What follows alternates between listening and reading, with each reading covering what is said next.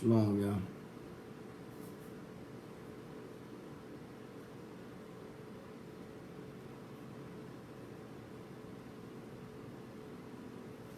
Shalom, everybody. Shalom, shalom, shalom, shalom. Good morning. Welcome to another day. Another Thursday, it is. The 5th day of the week. The 5th day of God's week. For those of y'all that don't understand God's week, because when I said the 5th day of the week, y'all was probably talking about, you know what I'm saying, it ain't Friday. What the hell you talking about? I'm talking about God's week. I'm talking about God's week. Let's get it. Yeah.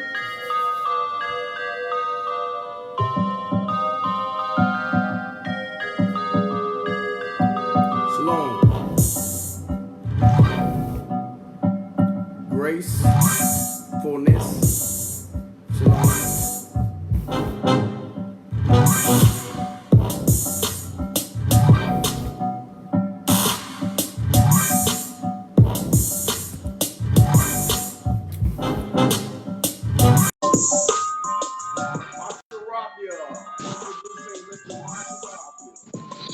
Shalom, shalom. Elijah, shalom, brother. Obadiah, shalom, my brother. Good mountain. Zedadiah, shalom. UK in the building.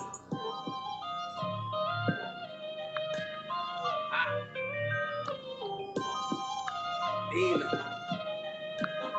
Jade, Rhoda, shalom. Hey, y'all, Rhoda been on me, man. She be like, eat. Make sure you eating, getting all your vegetables, drink plenty of water. Rhoda been momming me. Yeah, that sound about right. She's been momming me. It's my sister, though. I love her.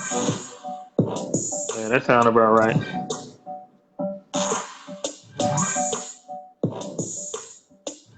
More Ovaltine, Mom.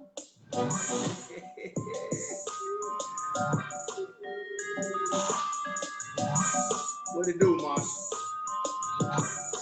Chilling, man. What's going on with you?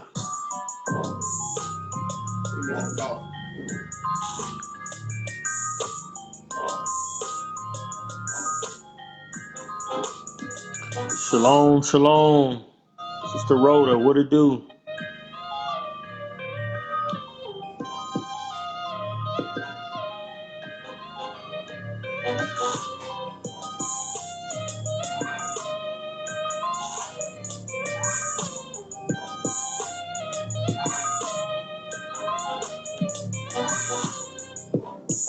Shalom, shalom.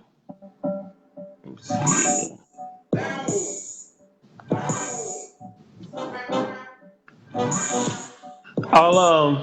I'll ask him, Manoah.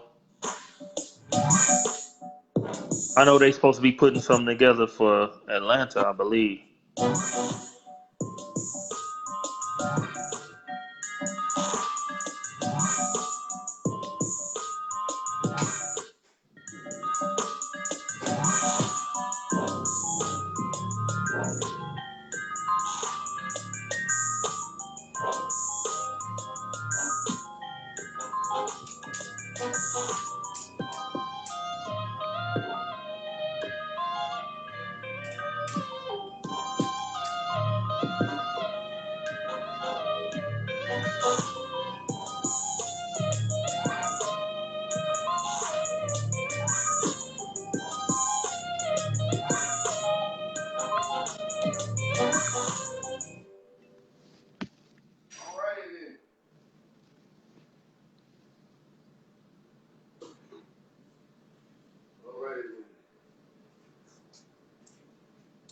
Let's get this party started right. Hey, Judah. Hey, Judah. Huh? Any new information on Passover in Atlanta? Yep. We can only have about 130 people. So I'm sending out the registration for everybody. I gotta go and count. I gotta send it out to certain people first. Y'all know how it is. First dibs.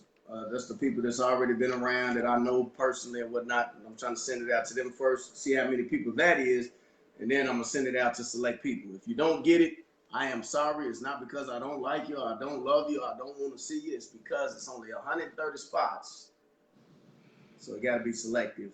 And I got the jacked up task of selecting. So forgive me if you don't, make the cut. Who the hell is that in my yard? Hold on. So there you go, Manoa. Not sure if he put the dates out there or whatnot. Hold on real quick. That's the Orchid Man. I got to tell him he ain't got to come in here. I got you. Yeah, not sure if he put the dates out or not, but I believe it's like April 3rd or something like that. I think it's April 3rd through the 5th. I think it's just like a Friday through Sunday or something like that.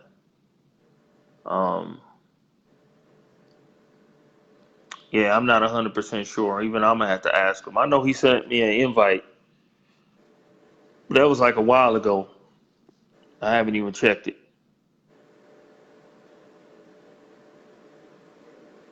You funny, oh nah.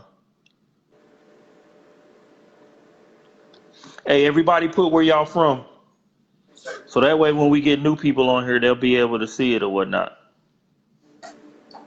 Isaiah, shalom, bro. Yeah, And the dates hopefully are the 4th, the 3rd and is the 4th.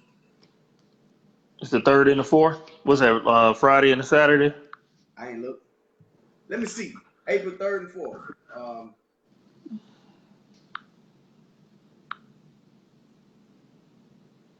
Wednesday and a Thursday. Wednesday, Thursday. So if brothers want to come down and Wednesday, Thursday, Friday, Saturday, make it all the way through the weekend. Sisters want to come down and do that. That's cool. Yeah, we don't have now. I want y'all to understand. This is not like because it's spur of the moment. With all the stuff going on, we're just trying to scrap some people together and just fellowship. All of y'all in y'all specific places that y'all live, cities and whatnot. Try to come together. Even if it's a small thing and y'all just come together. It ain't got to be no big extravagance. Remember, the first Passover, the Most High had everybody in their own house. Take a lamb for a house, and everybody in their own house keeping it. So this big extravagant thing or whatever, that ain't the spirit of the. I'm not saying it's not in the spirit. I'm just saying that ain't the spirit of Passover. That it's got to be a big thing.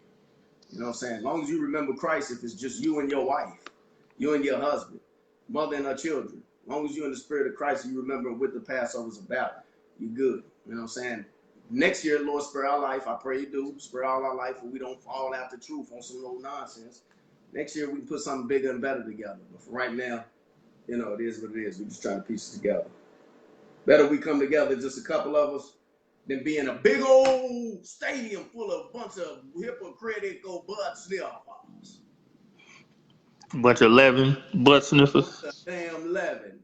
But all unleavened bread, but everybody in there is leavened. Bread is the only thing in there spiritual. Hey, so y'all pay attention to what city is being posted, what locations are being posted, and if y'all see somebody in y'all city and even your state, reach out. Yeah, reach out. You got Passover coming up, so if y'all able to keep it together, even in the neighboring states or whatnot, do your best to keep it together. That'd be dope. All praise. All praise. Okay, I got some real important information. It's only 66 people watching. Okay, out of 66 people, let me do the math on that. 66 adults. Let me do the math on something. So, 10 times 6 equals. All right. This is the issue. We had a brother, and because of last week being so, high energy or whatever, I kind of slipped it. We always, hold on.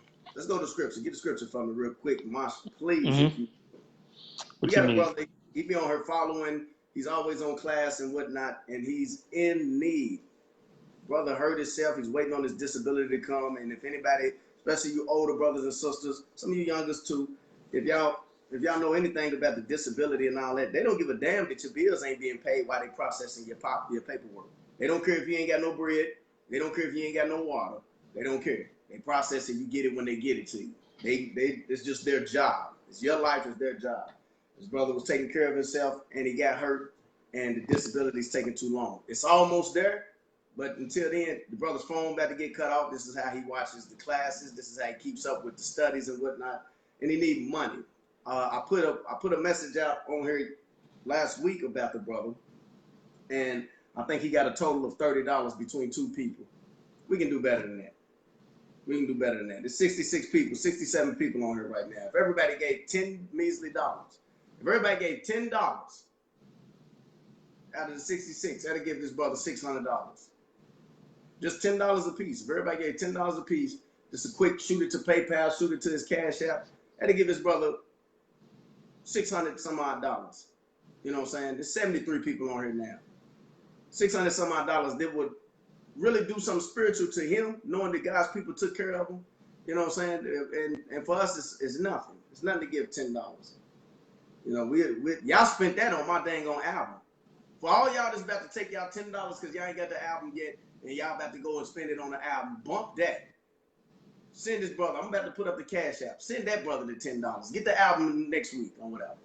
Watch the show on the buyers, what's the name of tonight? You might get a free album. You might be the one to win. Most High bless you for sending your money where it should go. The hell with the album. Send that brother the money. The brother need it. You know what I'm saying? So I'm gonna put this cash. I'm gonna send it to you, Mosh, because I can't type this stuff on here. I'm gonna put this Cash App up, and You gonna send it on Messenger? yeah, I'm gonna send it to you on Messenger right now. Let me send that, and he got a PayPal too. I told him open up a PayPal. So because some of y'all got PayPal, some of y'all be like, I can't send on Cash App because I ain't got it, but I got PayPal. Well, he got PayPal too. I had him open up the PayPal. So Monster's about to put it up. Y'all copy this thing, and while we're going through the class, just keep putting it up. You know what I'm saying? Don't forget to help the brother. Put up his Cash App. Don't forget to help the brother. Put up the Cash App. You know what I'm saying? Cash App don't work overseas. He got PayPal. That's all he needs is a few hundred, that $500-600 to help the brother make it through. And we should be able to do that. Some of y'all come out of camps. Some of y'all come out of these camps where y'all was giving every week. And now y'all ain't really got nobody to give to. Let's give the money where it actually should have been going anyway, to help and relieve the brothers and sisters that I need.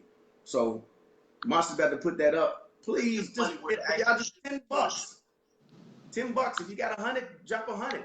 If we end up collecting, if he ends, and it ain't coming to me, it's going to him. When we do this, we're gonna try to send the money where it actually needs to go, and that way the Lord can bless him. Not it comes to me and I look, oh, we collected 2,000. We only need 5. Let's give him 5. And we keeping the rest. We ain't doing that. The Most High might want to bless him with $2,000. You know, somebody might be like, I'm giving 500. That goes straight to the place it's supposed to go to. It's gonna bypass me, MASHARATHYAH, and go straight to the brother that you're trying to bless. And that's how we should do it. You giving money to that brother to bless him, then that's where it goes. And that's what we need to do. So all of y'all dig. Today is, y'all ain't got to, if y'all don't get paid till tomorrow, the Cash App is still going to work tomorrow. The PayPal still going to work tomorrow. They don't shut down after Milk in the Morning go off. You know Hey, send me the Cash App. You send me the PayPal twice. Oh, okay. Hold on. Cash App is this.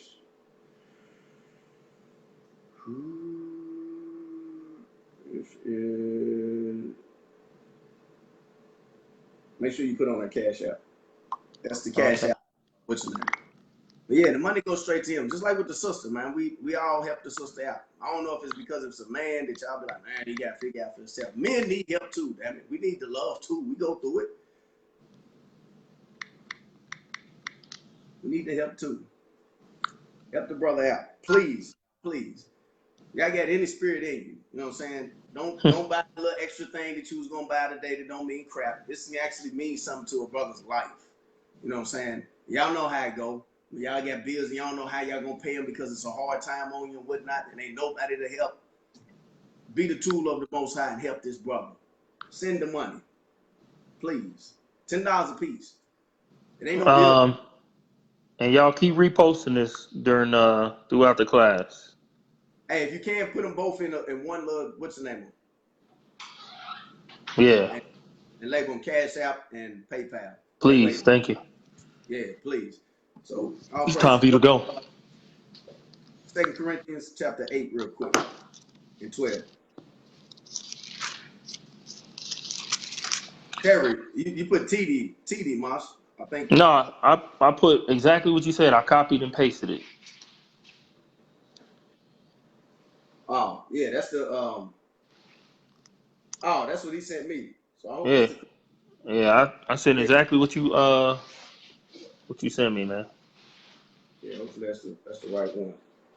Let me go back to the old one he sent.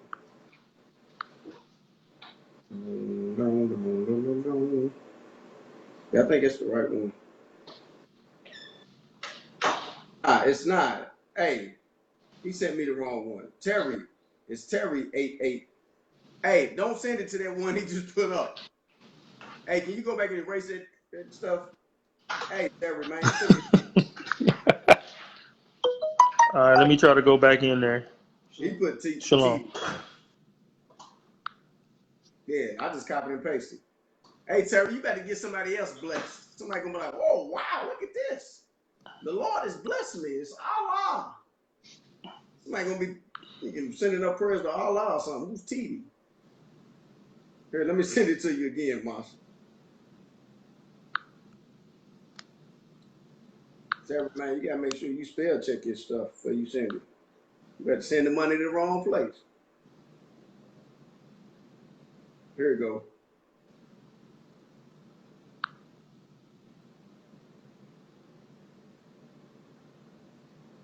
Yeah, they said Teddy doesn't work. Yeah, because it ain't Right. Teddy. So I'm saying good. It ain't Teddy. Oh damn, what's his name? He But the said, brother, yeah. in the next day or so, his phone's about to get cut off. You know what I'm saying? He ain't asking nobody for nothing. You know what I'm saying? This ain't nothing we shouldn't be able to do. This ain't nothing. His phone better get cut off. He won't even be able to get on classes until they get his stuff back. So it's Terry.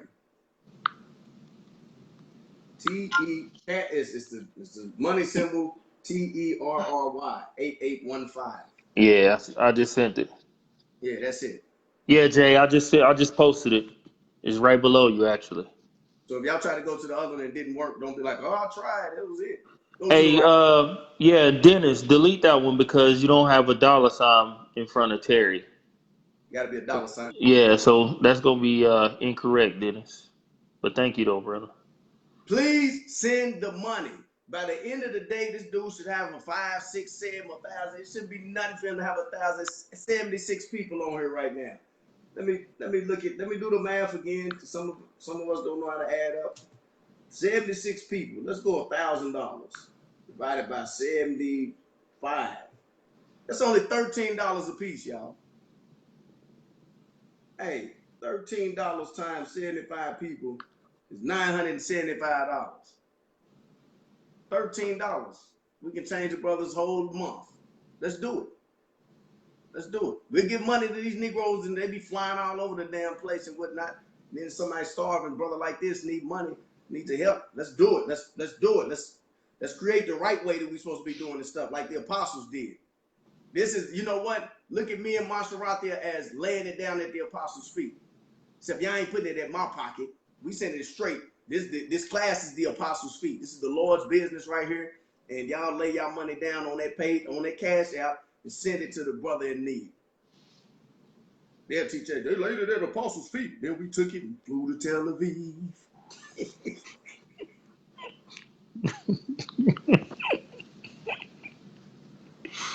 You had to go there, huh? That stuff's still funny as hell. I don't care. All right. Oh, yeah, that's a classic.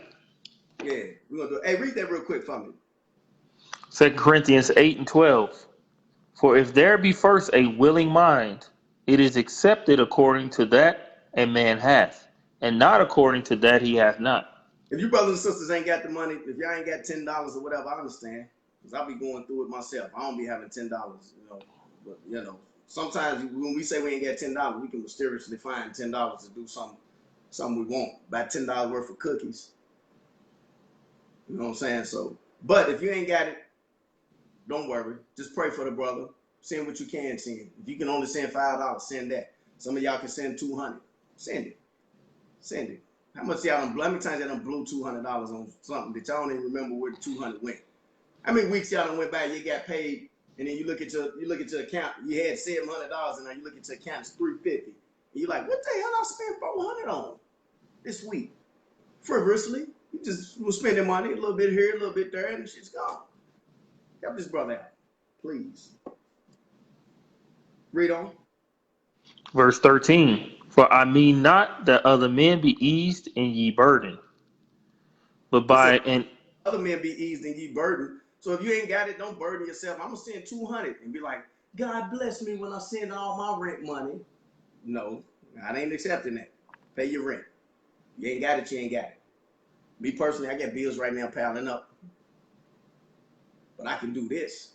You know what I'm saying? If you ain't got it, you ain't got it. Pay your rent.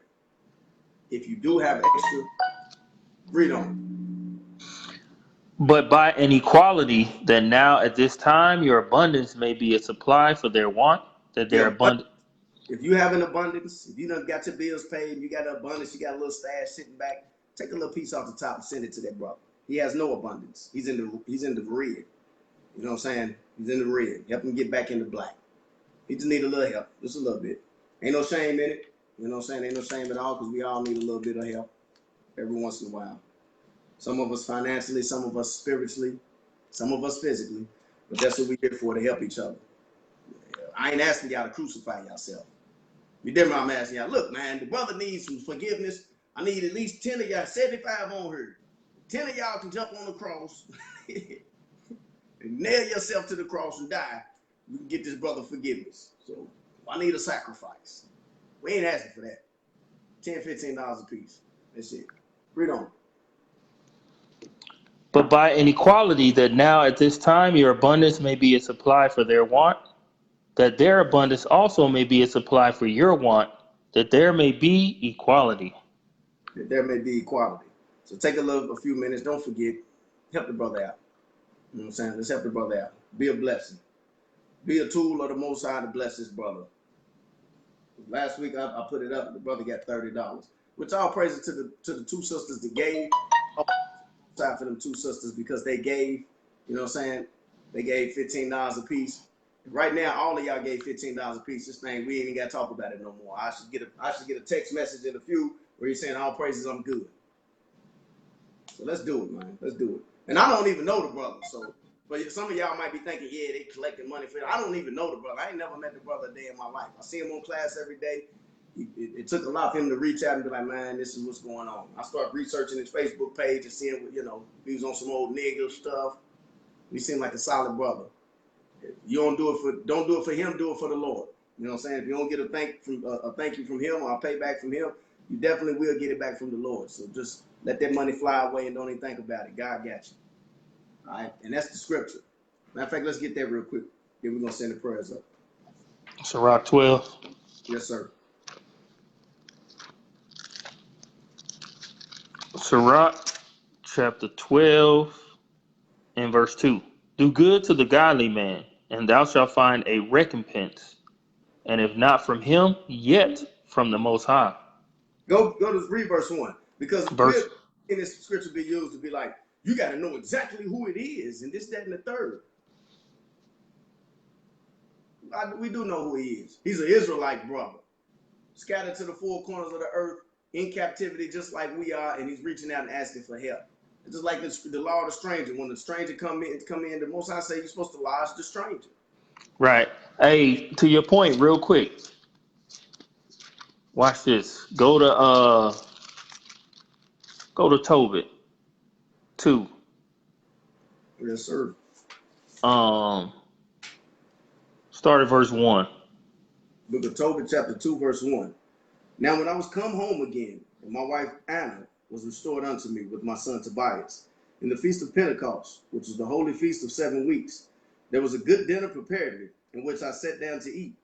And when I saw the abundance of meat, I said to my son, go and bring what poor man soever thou shalt find out of our brother, who is mindful of the Lord, and lo, I tarry for thee. You see that? So he didn't know this brother personally. He said, go and find somebody. He said, whatsoever poor man.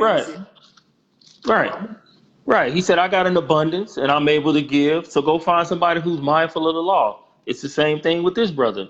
He's mindful of the law. Judah said he went on his Facebook, checked the brother out, spoken to him. Good brother, mindful of the law. Let's take care of him. No Yeah, different. no different whatsoever. So read that in Uh, Sirach 12. Sirach chapter 12, verse 1. When thou wilt do good, know to whom thou doest it. So shalt thou be thanked for thy benefits. Read. Verse 2. Do good to the godly man, and thou shalt find a recompense. And if not from him, yet from the Most High. Read on. Verse 3. There can no good come to him that is always occupied in evil, nor to The him that scripture giveth, no good come to him that's always occupied in evil. And watch this. nor to him that giveth no alms. Nor to him that don't want to help nobody. So you brothers and sisters that don't want to help, know y'all got it, don't want to help, God said no good gonna come to you. Maybe you seem like you're doing all right right now. I'm good, come to me. I got bread. He the one ain't got no bread. But there's an end to everything. Trust. There's an end to Yep. everything. And we giving money and giving alms to these congregations, and they taking money and spending it on bottles and bottles and bottles of alcohol and anything else you can name under the sun, and you really got somebody that could use some help. Yeah. So that wouldn't make any sense when it says, verse 3, there could no good come to him that's always occupied in evil. Not that one, but it says, where is it at? Do good to the godly man, and thou shalt find recompense, and if not from him, yet from the Most High. So we'll help those people, but you don't want to help a brother who really need Read it. verse 4. Watch this. Verse 4, give to the godly man, and help not a sinner. The sinner is talking about somebody that's occupied in evil. Somebody we know is a sinner. So you look on his Right. face, dude smoking a purple Dutch, you know what I'm saying? He got hoes, he's smacking butt, you know what I'm saying? He ain't thinking about the Lord. But that ain't talking about a brother, a repentant Israelite, or a brother that's trying to get himself right. Because the scriptures tell you the righteous fall at 7 times. What's the fall? They sin. The scriptures tell you in 1 John, my children, sin not. But if you do, we got to advocate with the Father. If you slip and fall, get your butt back up. So this ain't talking about, yeah, we don't know him. He's a sinner because we don't know. Nah, man. Look at the people that we've been giving money to. They asses is hypocrites. They're Right. help not Right. them. Help not them. Right. So enough on that. Keep on sending the link. Keep on sharing the link, please, brothers and sisters. Keep on sharing the link. Some of y'all might not have money, but y'all can share the link. I'm gonna tell you straight up, I ain't got no money, but I can do this. I got $15 though. I'm gonna send some money. But you know what I'm saying? You can share the link. You can be active in trying to, certain people I really ain't got. I'm gonna give you what I do have. I work for you. Try to pull that money in for you. I give you what I do have.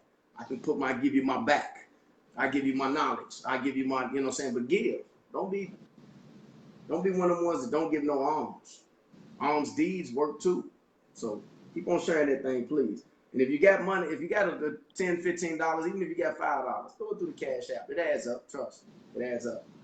Don't be talking about you got to buy the damn Judah MACC CD and this brother over here needs some dang on help. Some real help.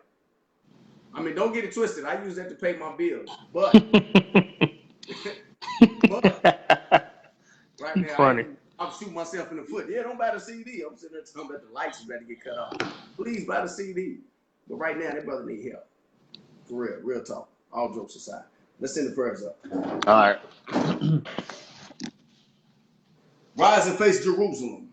That's the east. Unless the Jerusalem is to the west of where you at.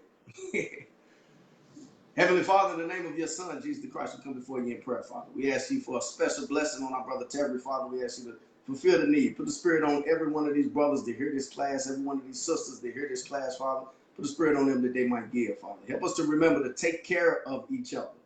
Help us to remember to give alms, Father, because you said alms cover a multitude of sins, according to your word, Father. So help us to remember that. And remember everything else in your law also, Father. But today we magnify that portion of it, Father, that this brother might get the help that he needs, Father. Put the spirit on us also to look around and see the needs of our people, Father, and try to fulfill them if it's in our power, Father. Give us the spirit of charity, Father, true charity and love, Father. Help us to remember to do unto others as we would have them do unto us when we're in need, Father.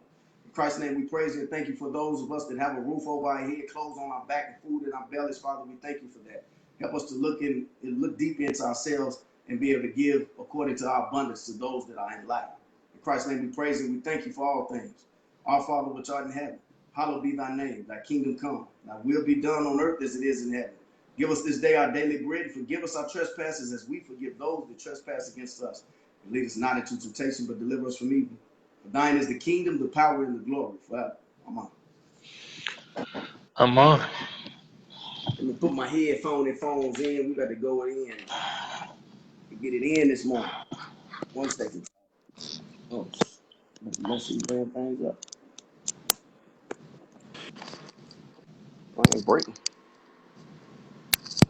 Y'all hear me? Can you hear me, Marsh?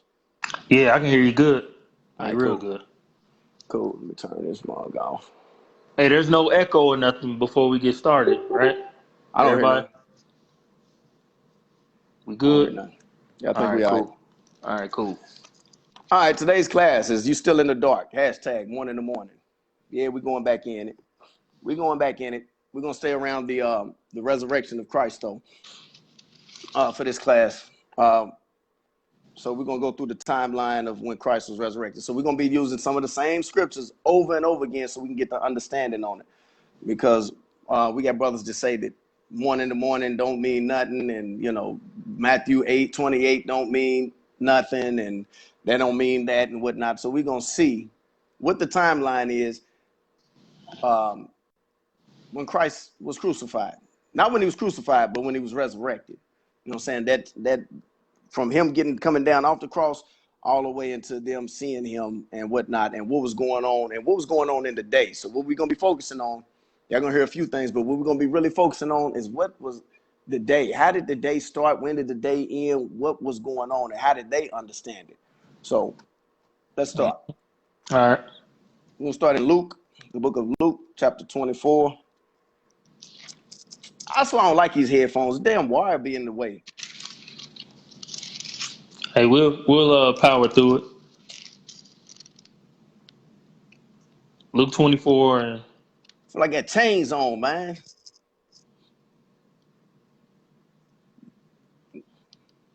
Remind me of the Luke boat. Luke 24 and what? 24 and 1. You All follow. right. No, you good. Luke chapter 24 and verse 1. Now upon the first day of the week, very early in the morning, they came unto the sepulchre, bringing the spices which they had prepared, and certain others with them. Okay. Now, let's just focus. Like I said, I'm gonna be focusing on certain stuff. Now it says in the early in the morning they came bringing the spices which they had prepared, and we're gonna focus on that for a minute. So Mary and the other Marys and a few other people came early in the morning, and they had the spices which they had prepared. So they prepared spices, right? Keep that in mind. Y'all gonna think I'm crazy or whatever, but I'm gonna keep on focusing on certain stuff because y'all gonna get the point after this. Mm-hmm. They prepared spices. When did they prepare them spices? Go to Mark chapter 16 and verse 1 real Mm-hmm. quick. Mark chapter 16 and verse 1. And when the Sabbath was past, Mary Magdalene and Mary the mother of James and Salome had bought sweet spices that they might come and anoint him.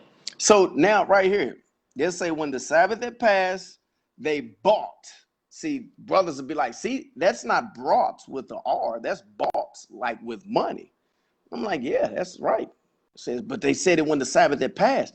But you know that it was the Sabbath. It wasn't the Sabbath that night because they came when it was yet dark. If that was still the Sabbath, they wouldn't have been able to buy and sell. It says they had bought. It didn't say when they bought them, but we're going to show you when they bought them, because one of the arguments with brothers is that if that night with Matthew 28, if that yet dark was still the Sabbath, that means that they bought it. I mean, if that night was still the Sabbath, that means that they wouldn't have been able to bought anything. They wouldn't have been able to buy anything. Well, right there, first off, it ain't talking about they bought it while it was yet dark.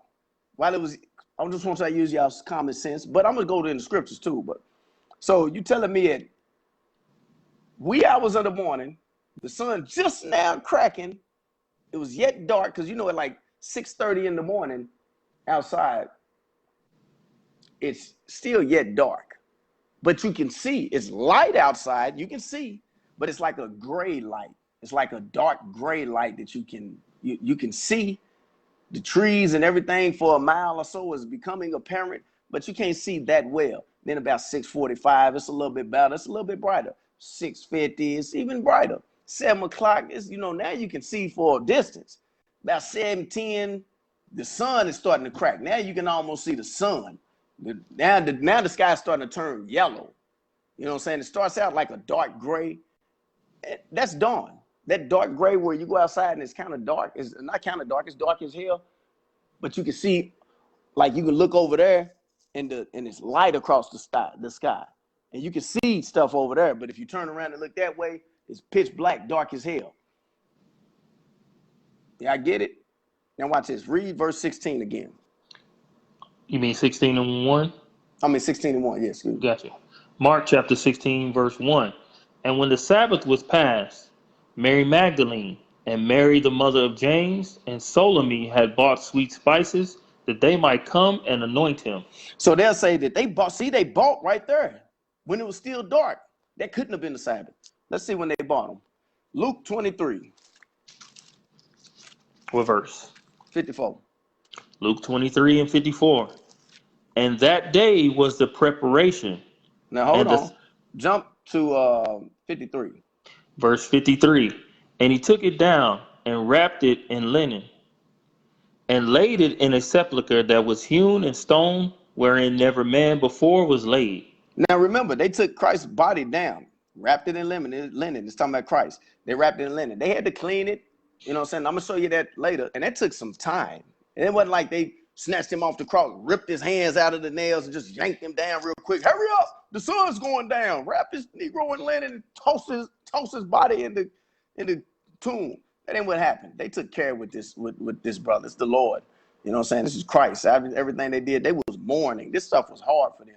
They wasn't yanking him around and all of those stuff.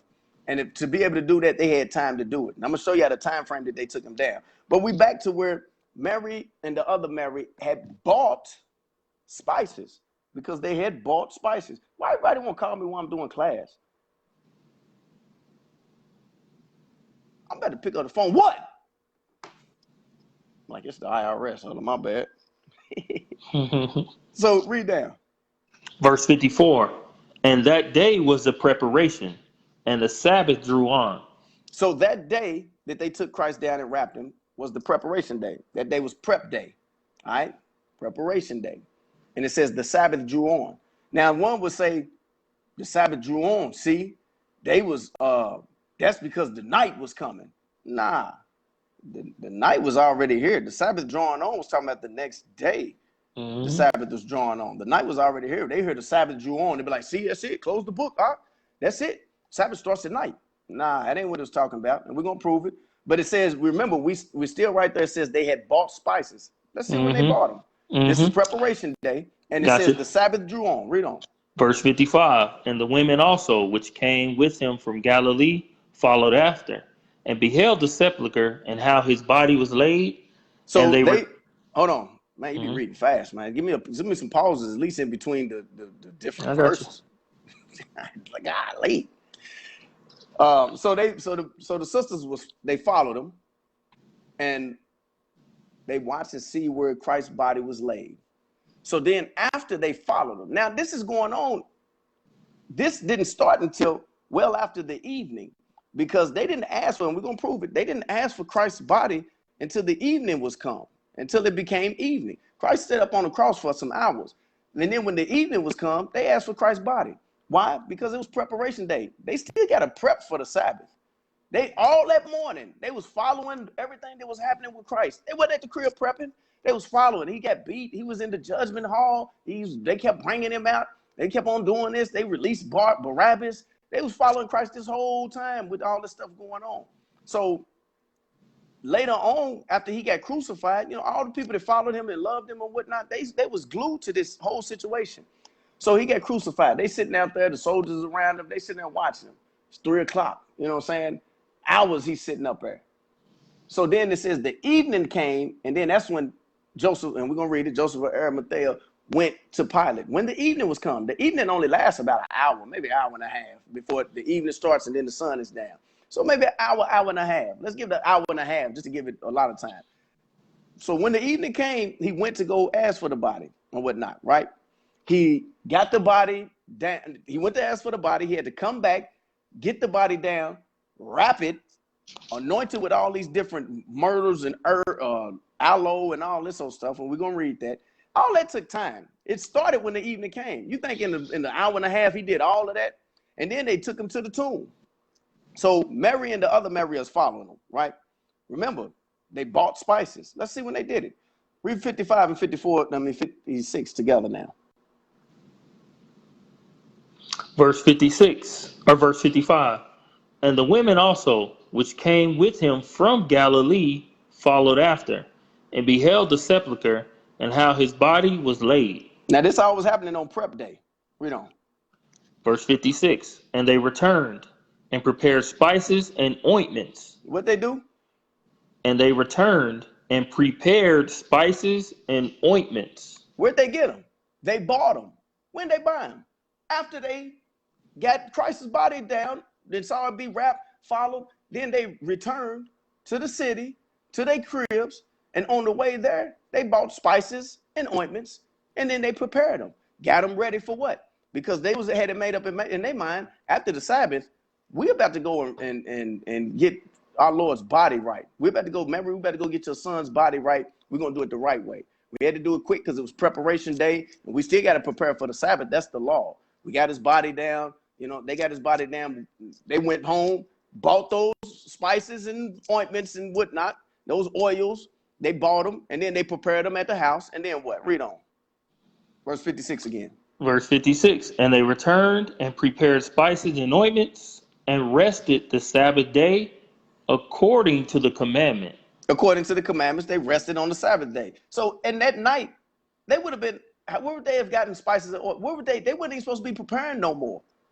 The evening, they ain't even asked for the body until the evening. Mm-hmm. They had to take it down and all. The evening only lasts about an hour and a half. He had to go to Pilate, beg for the body. That was a conversation. It wasn't like, Pilate, give me the body. Okay, run. It wasn't like that. I mean, use y'all's common sense. He went and begged for the body. Pilate had questions. Is he dead yet? He ain't even dead yet. You sure he dead? He goes, I don't know. It ain't been that long. People usually stay up there some people stayed up there a whole day before they died. You know what I'm saying? We don't know. Ask the go get the soldiers. Did he die? Is he dead? That's the conversation that went on. After they figured out, okay, he's dead, he said, all right, you can go get him. Then he had to go and gather some people together to get it. They didn't know they was going to let him take Christ down. There wasn't no guarantee. You know what I'm saying? They ain't know it was no guarantee. He went and begged for that body. So drop that. So that right there, we focus on the spices. So they went and that's when they got the spices on preparation day. So when we go back to Mark. Mark chapter 16 and verse 1. And when the Sabbath was passed, Mary Magdalene and Mary the mother of James and Salome had bought sweet spices that they might come and anoint him. So they didn't buy that. They didn't buy that night or early that morning while the sun was down. For one, the store probably ain't open. People still sleep. And if they are open, they just now getting up. If they are up, they just now getting up. The sun ain't even out yet. Business ain't started yet. The business day ain't started yet. They just in the middle of the night, people up like it's a 7-Eleven.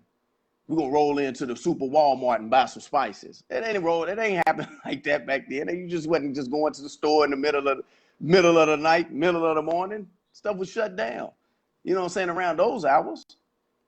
Talking about 4, 5, 6 o'clock in the morning and whatnot. They wasn't on their way to buy no stuff from the store. It wasn't no 24-hour nothing back then. They had already bought the spices and prepared them on when? Preparation day, like we read according to the timeline in Luke. All right, so go to Luke, where I'm at. Luke 24 and 1. Luke chapter 24 and verse 1.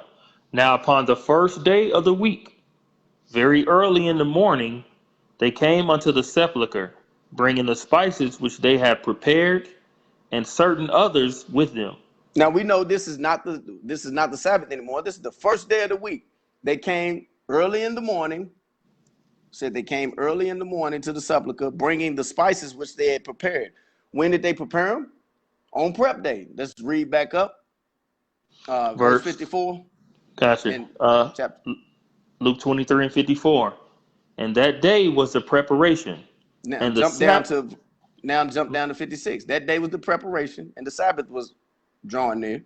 verse 56. And they returned and prepared spices and ointments. They prepared spices and ointments on preparation day, well after the evening. Now jump to 24 and 1. Luke 24 and 1. Now upon the first day of the week, very early in the morning, they came unto the sepulchre, bringing the spices which they had prepared, and certain others with them. The spices that they had prepared, the spices that they had bought, had purchased, when? Preparation day, after the evening. Because remember, they didn't even come to get his body until the evening was come. So people say, yeah, it's evening to evening. Evening starts the next day. Well, when the evening was come, first off, even if they didn't buy it then, what was they doing prepping? You prep on prep. That's what it's called prep day for, so you don't do the work on the Sabbath. So what was they doing prepping? If the evening started the Sabbath, they went home and prepped spices. They was working. The evening don't start the Sabbath. They knew that. So we're going to go into it. Showing they prepped at night. John 19 and 31. This is the book of John, chapter 19 and verse 31. The Jews, therefore, because it was the preparation that the body should not remain upon the cross on the Sabbath day, for that Sabbath day was an high day, besought Pilate that their legs might be broken and that they might be taken away. So the Jews didn't want them to stay up on the cross all night. Where's that scripture at? About it can't stay up all night. The Oh, body in can't stay up Deuteronomy? all night. Yeah. Where's that scripture at? I think it's Deuteronomy 20 something. Hang on. Let me go to it real quick.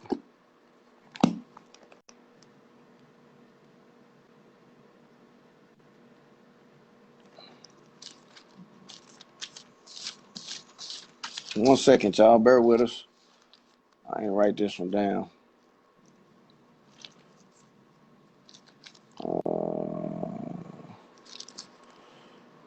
Stowaway. 21.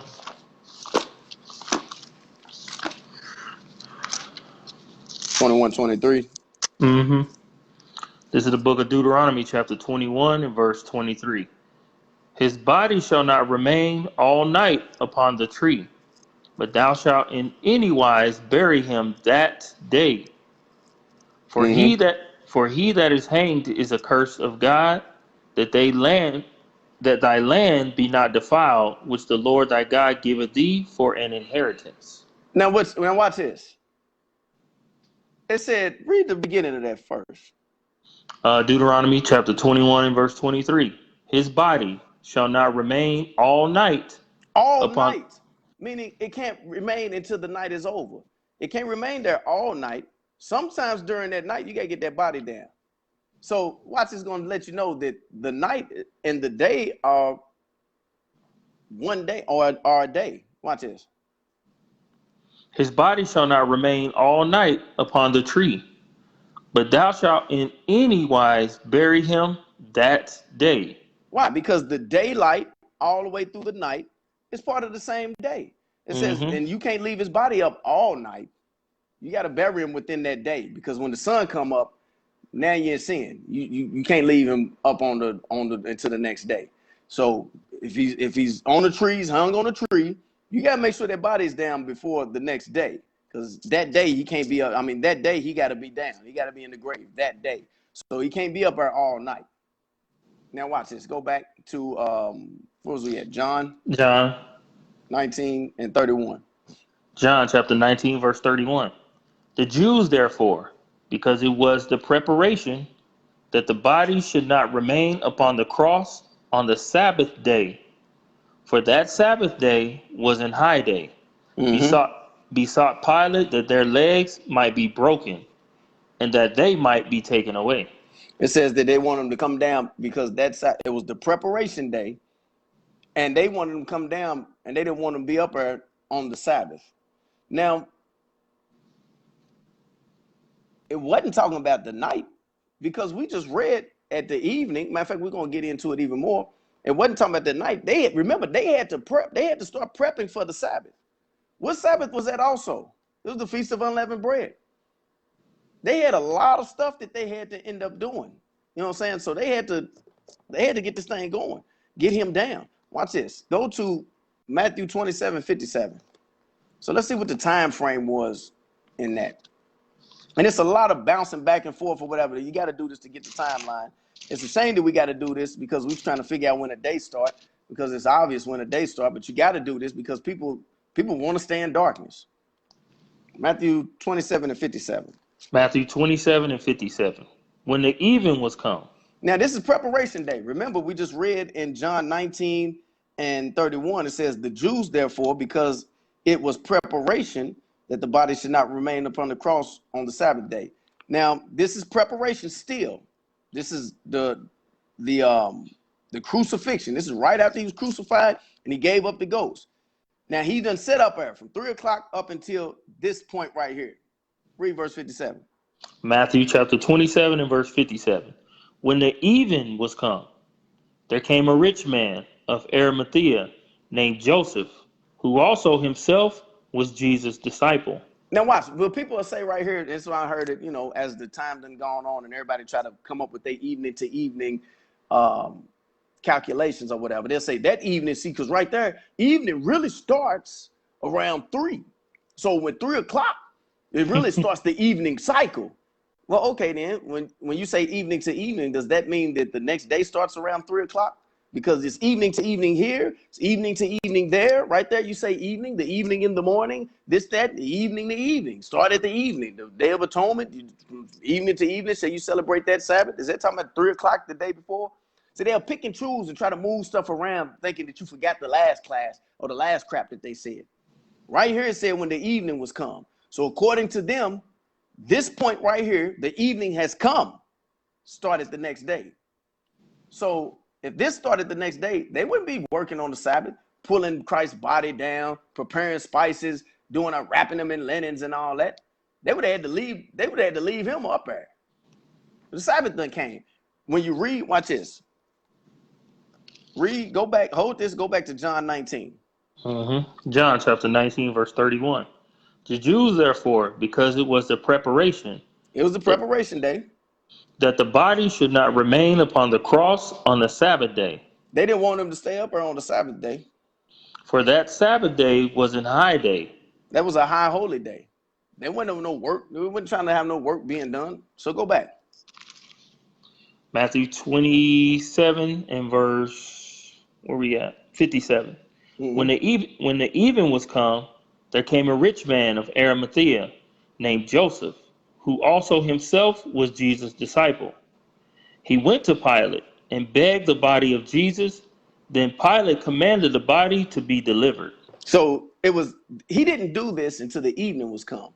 So now we're looking out and it's starting to get dark outside. The sun, you can see the sun, the day is far spent. The sun is about to go down.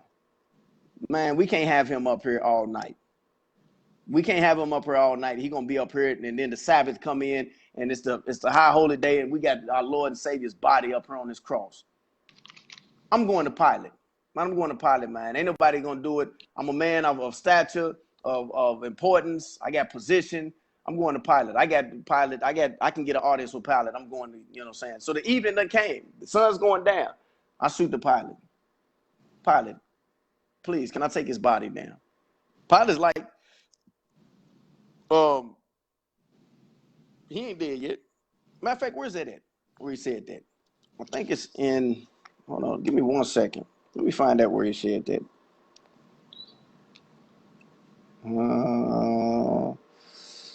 Not that. I think it's, let me see, I think it's Mark. Yeah, it might be Mark. Hold on a second. That's it. Mark chapter 15. Yeah, verse 43. Yeah, let's read that. All right, Mark 15 and 43. Let's start at 42 to keep the thought, because it says it right there too. Gotcha. Mark chapter 15, verse 42. And now when the even was come, the sun's going down, because it was the preparation. And he said when the evening was come, it was still the preparation, because it was the preparation day. Read. that is the day before the Sabbath. Mm-hmm. Joseph of Arimathea, an honorable counselor, which also waited for the kingdom of God, came and went in boldly unto Pilate and craved the body of Jesus. So dude was a member of the parliament, the member of the council in Jerusalem. He had audience with the rulers. So he went in boldly and craved the body of Jesus. Hey, I need to get him down. Can I get this brother down, please? Read. This is Verse not, 4, now all this didn't start happening until the evening was come. Read. verse 44. And Pilate marveled if he were already dead. Now Pilate's like, ain't no way this dude's already dead. That's why that's why the rulers was like the Jews, the Pharisees, they're like, man, break these dudes' legs, because we better get the feast going. Let's hurry this thing along, break these dudes' legs so they can suffocate on their own blood and we can get this stuff going. You know what I'm saying? So Pilate knew, he was like, people don't just die that quick. The reason for crucifixion is people stand up there and suffer for hours. Some people didn't die for a day or two. If you look up crucifixion, some people didn't die for a few days, some of them. Depending on how strong you was or whatever, some people ain't died for a few days. So that was a suffering technique. It wasn't for them to just die. They could have just chopped their head off like John the Baptist, got it over with. Crucifixion was to suffer and put you on spectacle. So the Pilate was like, take his body down. He ain't dead yet. Ain't no way he's dead yet. It just happened earlier today. He ain't dead. Read on. Verse 44. And Pilate marveled if he were already dead. And calling unto him the centurion, he asked him whether he had been any while dead. He said, have he been dead for a minute? Is he dead? He called unto him one of the centurions that was watching Christ's body and asked him, is this dude dead? He had to go. Now he had to call the centurion and bring him to him. Remember, Joseph of Arimathea had to travel to Pilate. Now he had to go, hey, call one of them centurions and tell me, come back, go get him and bring back a report. Is he dead? Now remember, all this didn't even start. The beginning of the walk to go to talk to Pilate didn't start until the evening had come. This conversation, now we into the evening. Conversation with Pilate, we into the evening. Then Pilate got to tell her, hey, go get one of the centurions and because ain't no way this dude's dead yet. Bring him back. Let me see. Is he dead? All this is happening. The evening is ticking away. Read on. Verse 45. And when he knew it of the centurion, he gave the body to Joseph. He said, and when he knew it, and what the centurion, go ahead. Were you about to say something? No, I was going to say, it's not like you had, you can make that statement and then somebody pick the phone up and call somebody and be like, yeah, go and check the body. You have to send somebody out there. Let me get a text message real quick. You had to send somebody out there. So they had to travel from where they were having the conversation at to go view it. And then somebody had to come back. That takes time. And it's already in the evening already. So. And when you look up how far away the Pilate's place was from there, I think they only said it was like maybe a 30-minute to an hour walk or whatever. But still, that's the evening come. That's a 30 minutes to an hour, 45 minutes, let's say, 45 minutes to go there. Well, that's a conversation before that even. Yeah. It's a conversation then to walk. No, that's what I'm talking about. This is Joseph of Arimathea. He had to walk his 45 minutes there. Right. Have a conversation, plead with Pilate, then get Pilate to send somebody to go send a message to one of the centurions, ask him if he's dead. That's another 30, 40 minutes. Then he got to walk back. That's another 30, 40. They wasn't sending no smoke signals and no phone calls. So right now we got about an hour to an hour and a half right there. Now this didn't start until the evening was come. Tell me it ain't dark. Tell me it ain't already dark. If it ain't dark, it's dark.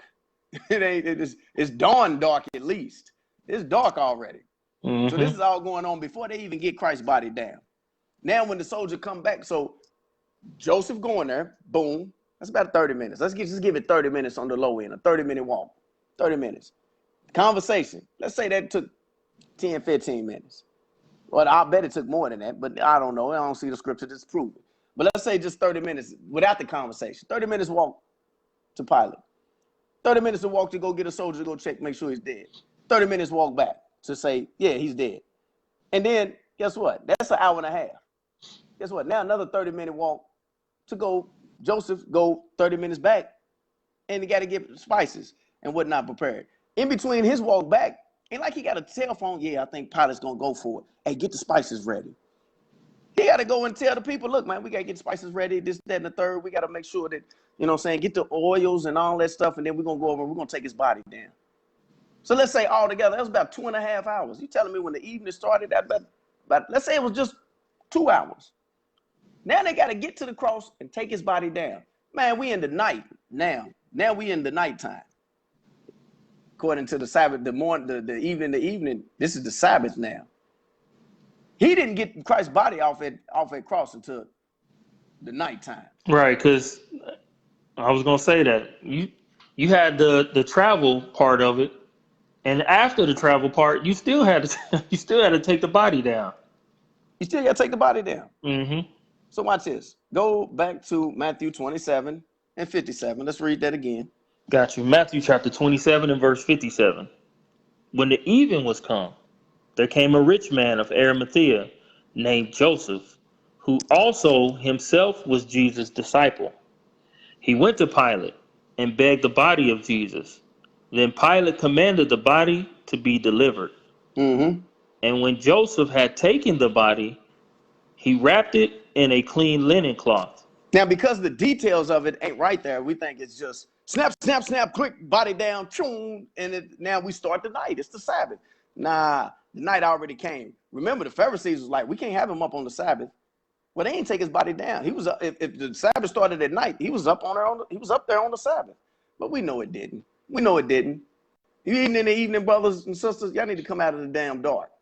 Come out of the dark. The light is being shined on this false doctrine. Now watch this. I'm gonna show you something. Let's try to fill in the blanks. You got to bounce around to fill in the blanks. So he leaves Pilate. Now he got to wrap Christ up. He got to get back to the tomb, wrap him up. You think he just walking around with grave linens and oils and whatnot? No. So let's see how he got that. Go to John 19. They just walk around with a kit to wrap up dead bodies. Nah. He had to get all that stuff together. All this time, the evening and the night is drawing.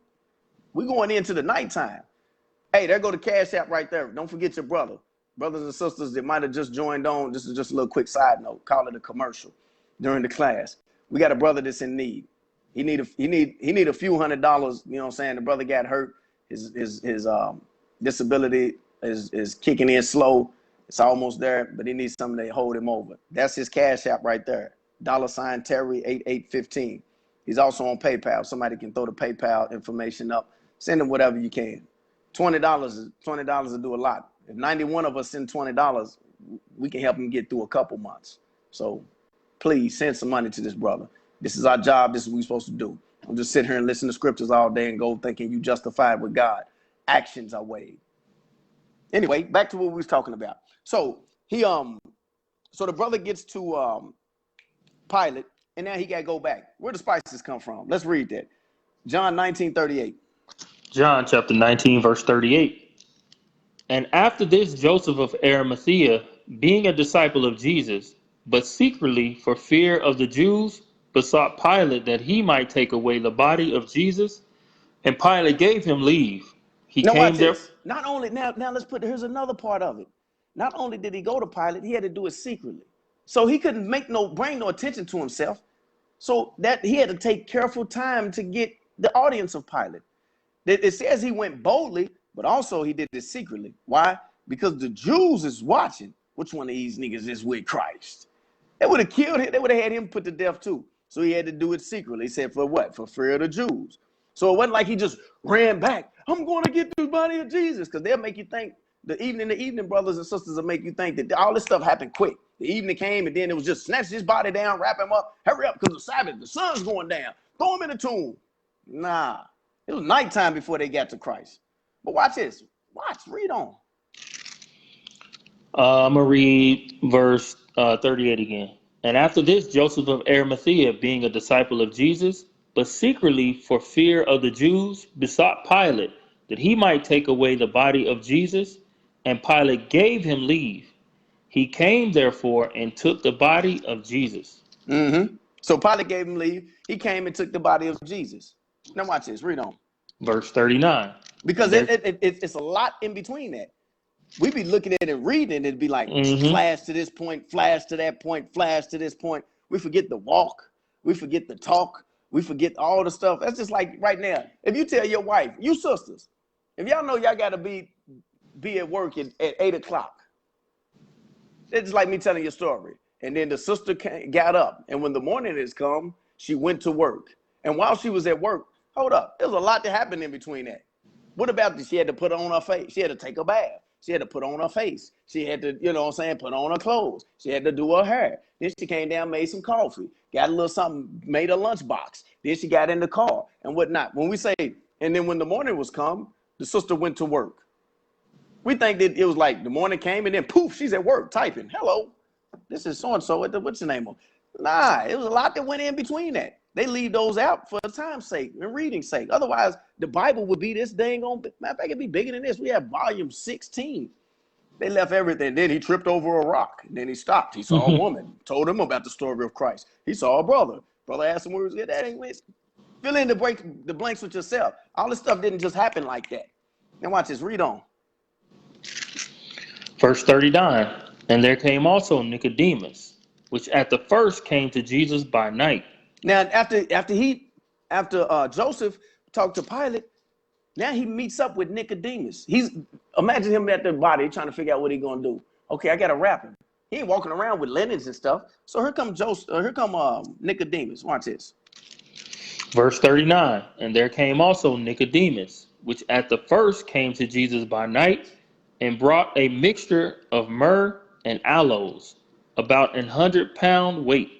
Now think about how heavy. Dude bought a mixture of myrrh and aloes, 100 pounds of it. Now, which one of y'all brothers walking around with 100 pounds of anything gonna tell me y'all moving fast? He bought 100 pounds of this stuff. So why'd he bring 100 pounds? You just tell me, just watch this. Just think about the work that it took to wrap Christ's body. That wasn't no 5-minute job right there. You know how? Because he got 100 pounds of this stuff that he about to use. 100 pounds of it. So imagine the work that goes into making sure 100 pounds of this stuff is on Christ, getting his body ready, wiping the blood off of him, getting him ready to prepare to wrap. They ain't just wrap him up in some old bloody stuff and toss him in the tomb. He just bloody and jacked up, oozing blood, and they just wrapped the blood like he even got shot up in the car. Nah, they prepared this brother's body. He bought 100 pounds of what? Read that again. Verse 39. And there came also Nicodemus, which at the first came to Jesus by night, and brought a mixture of myrrh and aloes, about 100-pound weight. So they bought 100 pounds of, dude bought 100 pounds of myrrh and aloe. While Joseph of Arimathea, he probably standing there at the cross looking like, okay, he said I can take him down, but what am I gonna do? I ain't got the stuff that's needful to get his body together. It didn't say that these two conspired with that. Joseph was in the spirit to get his body down. Nicodemus was in the spirit also to bring the stuff needful for his burial. So now they sitting there at the cross. Now they gotta get him down. We need some men. He's up there on the cross. We got to get him down. He got nails in his feet, nails in his hands. We got to get this cross down. That took some time. You don't tell me they did that quick. They just chopped it down, let him drop. All right, snatch his body up. They took time. I'm telling y'all, I'm going through the timeline of events because we was into the night before they got Christ in that tomb. Before they got him off the cross, we was into the night. Right. And it wasn't the Sabbath. Right. That was the key part right there. It says, and there came also Nicodemus, which at the first came to Jesus by night. It's already nighttime. It's dark already. Mm-hmm. Read on. And we have verse 40.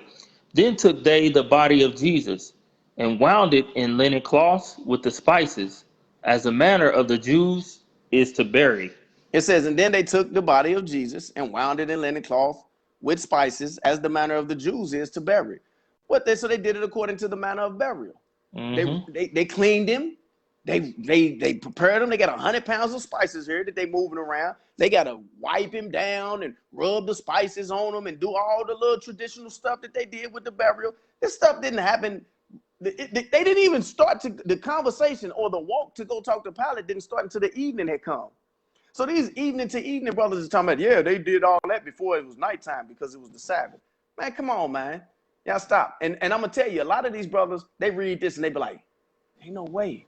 But I got to hold the line. Gotta hold the line. I don't want to go to a different doctrine. They're gonna accuse me of being with Judah Mack and MASHARATHYAH.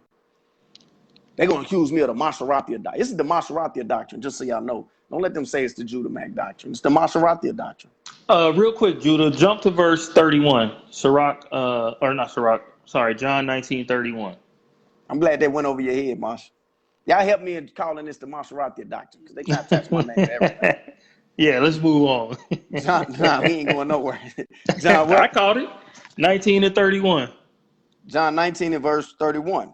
It says, the Jews, therefore, because of the preparation, that the body should not remain on the cross on the Sabbath day. So the point I want out of it says that the bodies, not just Christ's body, bodies. So anybody that was of us had to come down.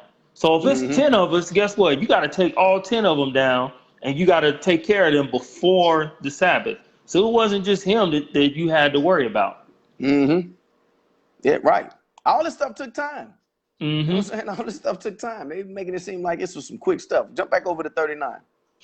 Verse 39. This is John 19:39. And there came also Nicodemus, which at the first came to Jesus by night, and brought a mixture of myrrh and aloes, about 100-pound weight. So you got 100 pounds of this stuff. Read on. This is at night. They doing this. They getting Christ together. So according to the evening, guys, this means that they doing this during the Sabbath, which we already read. They don't want this happening during the Sabbath. They was ready to break people's ankles, so it didn't happen during the Sabbath. So they went up there all night moaning, and when the morning come, they in there moaning and still, and it's the Sabbath day. They're like, nah, it's a high holy Sabbath. This Sabbath is we going in the Feast of Unleavened Bread. We got to get him down. Prep day, he got to come down. All of them got to come down. Read on. Verse 40. Then took they the body of Jesus, and wound it in linen cloths with the spices, as a manner of the Jews is to bury. You see that? So this took time. This wasn't no quick hurry up rush like they was bagging groceries or something. This took time.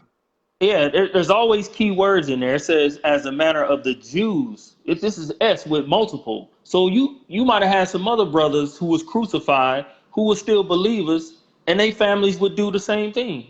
They would have to prep their family member, and they would have to bury their family member. So you got to pick up on key words. We talking about the Messiah, but there's also others who were believers that had to do the exact same thing. Luke chapter 23.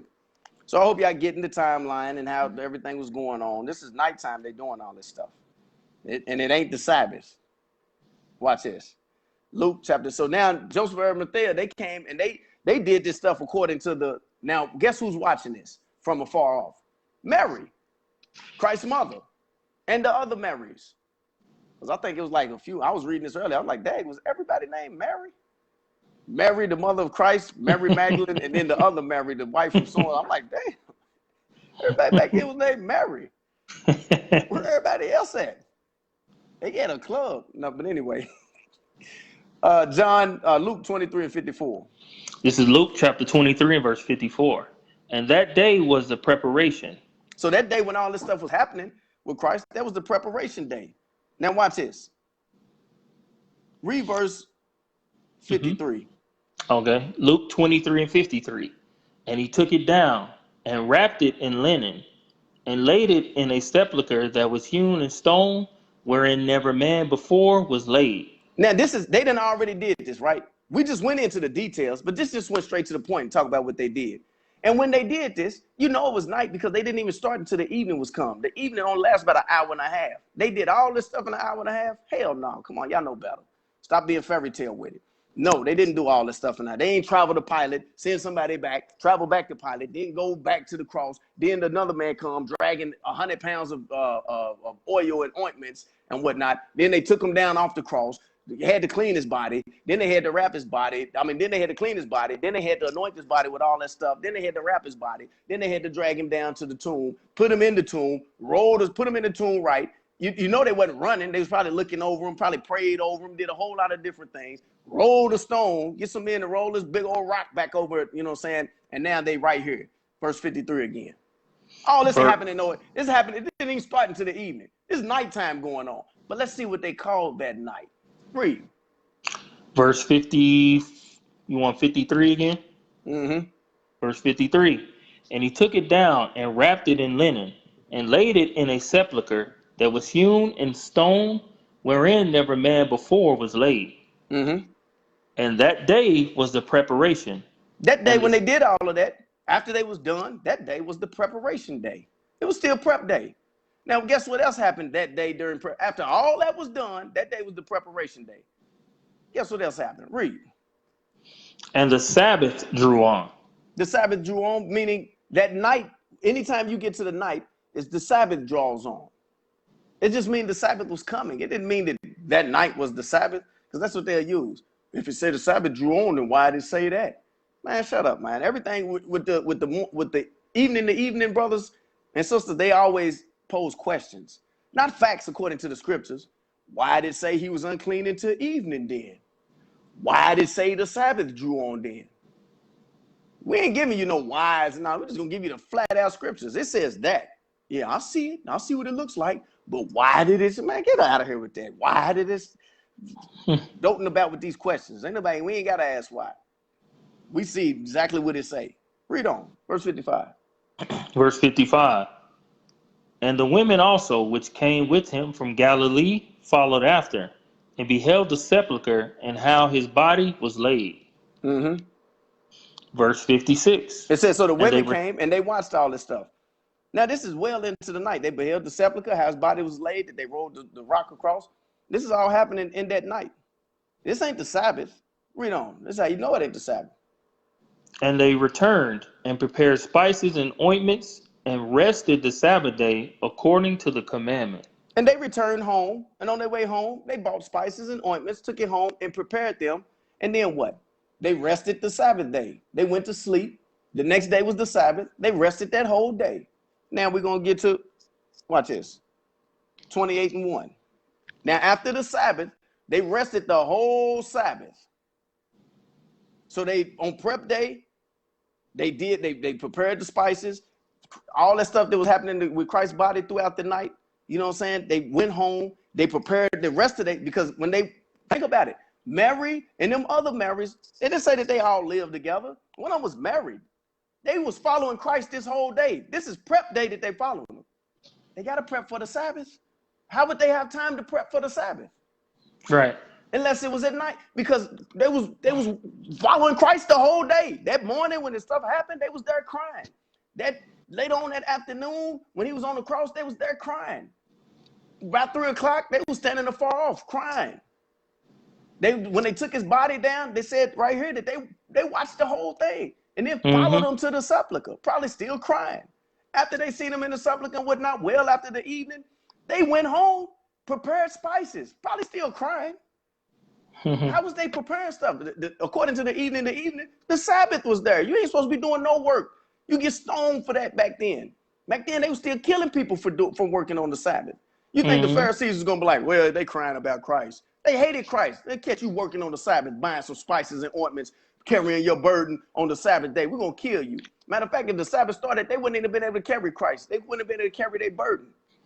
And nah, you can't do that. It's the Sabbath day. Kill him. They was ready to kill Christ for walking through the cornfield, picking ears of corn and eating it. They wasn't even sin. They ready to kill him for that. You think they gonna kill y'all for dragging this dude's body down, dragging these other two dudes' body down? Everybody there would have been stoned. Stone them and put them all in the tomb. Nah. Right. Hey, real quick, Judah, to your point, go to Sirach 38. Because remember, the scribes and the Pharisees, remember we read in, was that John 19:31, that they knew that the bodies had to come down, right? So they knew that the customs that we had to do. 38:16. Sirach chapter 38, verse 16. Read that slow. Go ahead. Yes, sir. My son, let tears fall down over the dead and begin to lament, as if thou hast suffered great harm thyself. So that's what happened when they watched the Messiah, him being on the cross, like Judah said. They were sitting up there crying as if some great harm had happened to them. And they knew that the Messiah did nothing wrong. And that's your child that's up there on the cross. So guess what they were doing? They were lamenting for him. But read on. Watch this. And then cover his body according to the custom. So now they had to go and do that part of it. That's why they went and begged for his body. So then they had to put, the myrrh and the aloe on them, and then they had to cover the body according to our custom. Go ahead. And neglect not his burial. And neglect not his burial. So then they had to put him in the tomb. So all those things had to happen before the Sabbath. So that was all on preparation day, according to our custom. That's it. And watch this. I'm gonna read on. It says, "And weep bitterly and make great moan and use lamentation as he is worthy." So imagine how much they was crying. They ain't doing stuff quick. They was jacked up behind this. He been healing people. He been helping people. He been, they believe he's the Lord, and they had to watch all this. Man, they was crying. They wasn't doing none of this stuff quick. So they prepared the spices, and then they went home and went throughout their night, they prepared the spices. Then they had to still have their preparation for their house, because they're going to have the whole next day where they got to eat, they got to drink, they got to, their house got to be clean. They got to prepare everything. Make sure all their garbage and stuff is out the house, so they ain't trying to make sure they got all the firewood and all the stuff that they need already right there, so they ain't got to do all this stuff. So they had to prepare. So they went home and prepared. And in their preparation, they prepared spices and ointments and whatnot, because Mary and them, they watched how the men did the body. They was like, nah, we're going to go back and do even more. I know, because some of y'all be like, well, they already prepared Christ's body. Yeah, but imagine how distraught his mama was. She's like, nah, I'm gonna wrap my baby. I'm gonna put some other stuff on my baby, and he ain't gonna be in there stinking. We're gonna get all kind of spices, and we got all kind of stuff, the frankincense and myrrh. We're gonna pour it on him. He ain't gonna be in there. Imagine what these women was doing. Imagine if it was your baby. Be like, man, he ain't just gonna sit in there like no regular person. We're gonna get him together. That's what was going on. So now, Matthew 28:1. So they rested the Sabbath. All right. Now, hopefully this scripture now will make sense to y'all, to where y'all, you know what I'm saying? Because the evening brothers act like they just going to throw Matthew 28 out the door. Like this ain't really what they're saying. This is the book of Matthew, chapter 28 and verse 1. In the end of the Sabbath. In the end of the Sabbath. It was in the end of the Sabbath, meaning I'm still in the Sabbath. This is still the Sabbath. I'm in it. I'm coming out of it as what? As it began to dawn toward the first day of the week. So if I'm still in the Sabbath, I'm walking towards what? The dawn, meaning the Sabbath is behind me. I'm walking out of the Sabbath into the dawn of the first day. The Sabbath is the seventh day. So if I'm going into the dawn of the first day, that means that the Sabbath ended when? At nighttime. Not no morning, not no evening to evening. The Sabbath ended at nighttime, because I'm in the Sabbath and it's beginning to dawn towards the first day. This stuff ain't no rocket science. When you read about the preparation day and how they did with Christ's body, you realize that they were still working throughout the night. That didn't start the Sabbath. That wasn't the Sabbath prep day. That night, they said it was still prep day. That wasn't the Sabbath. That didn't start no Sabbath. You pair that with this right here. Now they rested the whole Sabbath. And then in the end of the Sabbath, as it began to dawn, hold up, how's it the end of the Sabbath as it began to dawn towards the first day? It would have been like, and in the end of the Sabbath, as the sun began to set towards the first day. As the sun began to go down towards the first day. If it was evening to evening, it'd be like in the end of the Sabbath, as the sun began to go down towards the first day. Not as it began to dawn towards the first day in the end of the Sabbath. Nah. I'm telling you, the morning, if y'all still believe that, y'all willingly stupid. You mean evening to evening? Yeah, the evening to evening. If y'all still believe that, y'all willingly stupid. I can't even say evening to evening no more. It don't make sense. I'm messing up with the way I'm explaining, because the evening to evening don't make sense. No more than the 14th day is the 15th. If y'all still believe the evening to evening, y'all willingly stupid. Because the scripture don't say it. Read it again. This is Matthew chapter 28, verse 1. In the end of the Sabbath, as it began to dawn toward the first day of the week, came Mary Magdalene. Now the brothers that wrote this thousands of years ago, when they was closer to the truth than we are right now, you telling me they didn't know what they was talking about? They didn't know when the Sabbath started? That was a mistake. Come on. It says, in the end of the Sabbath, as it began to dawn towards the first day of the week. what defined the first day of the week right here? Dawn. Dawning towards the first day of the week. Dawn, when you see that sun cracking, you know the Sabbath is ending. And the next day, the first day of the week is beginning. Drop that, go to Mark 16. So, because some might say, even though it's a stupid, but just in case somebody believed that crap when somebody said, dawn means dark, brother. Get out of here. Stop. I don't know what class they had you take when you got your citizenship. The teacher was drunk. Read Mark 16. What verse? Verse 1 and 2. Mark chapter 16, verse 1. And when the Sabbath was past, Mary Magdalene and Mary, the mother of James, and Salome had bought sweet spices, that they might come and anoint him. And very early in the morning, Very early in the morning, while it was yet dark, hold on. Mm-hmm. Hold on. Watch this. Go to Luke 24. Okay. Mm-hmm. Nah, I wanted where it was dark. John 20. Mm-hmm. I wanted to show y'all when this was. Verse 20 and 1. Mm-hmm. John chapter 20 and verse 1. The first day of the week cometh Mary Magdalene early, when it was yet dark. Wait, when it was yet dark, what did it call it in Matthew? In the end of the Sabbath, when it was yet dark, in the end of the Sabbath, it was yet dark. What was going on as they were traveling in the yet dark? It was the end of the Sabbath going on, and it was yet dark. I'm talking to you ones that are willingly stupid. I'm not trying to insult you, but you're being stupid on purpose. You don't want to understand because you don't want your leadership to be mad at you.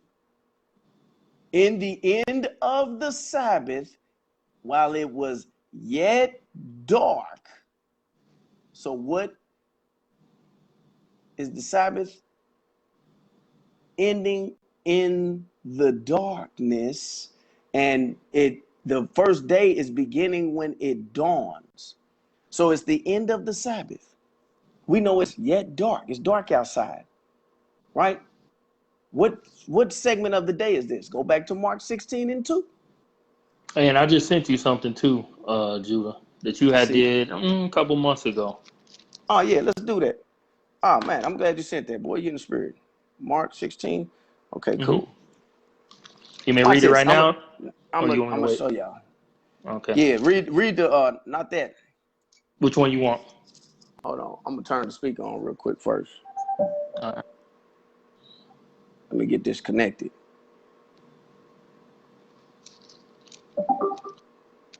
It's yet dark. Hold on. All right. I'm gonna make sure that y'all can see this first.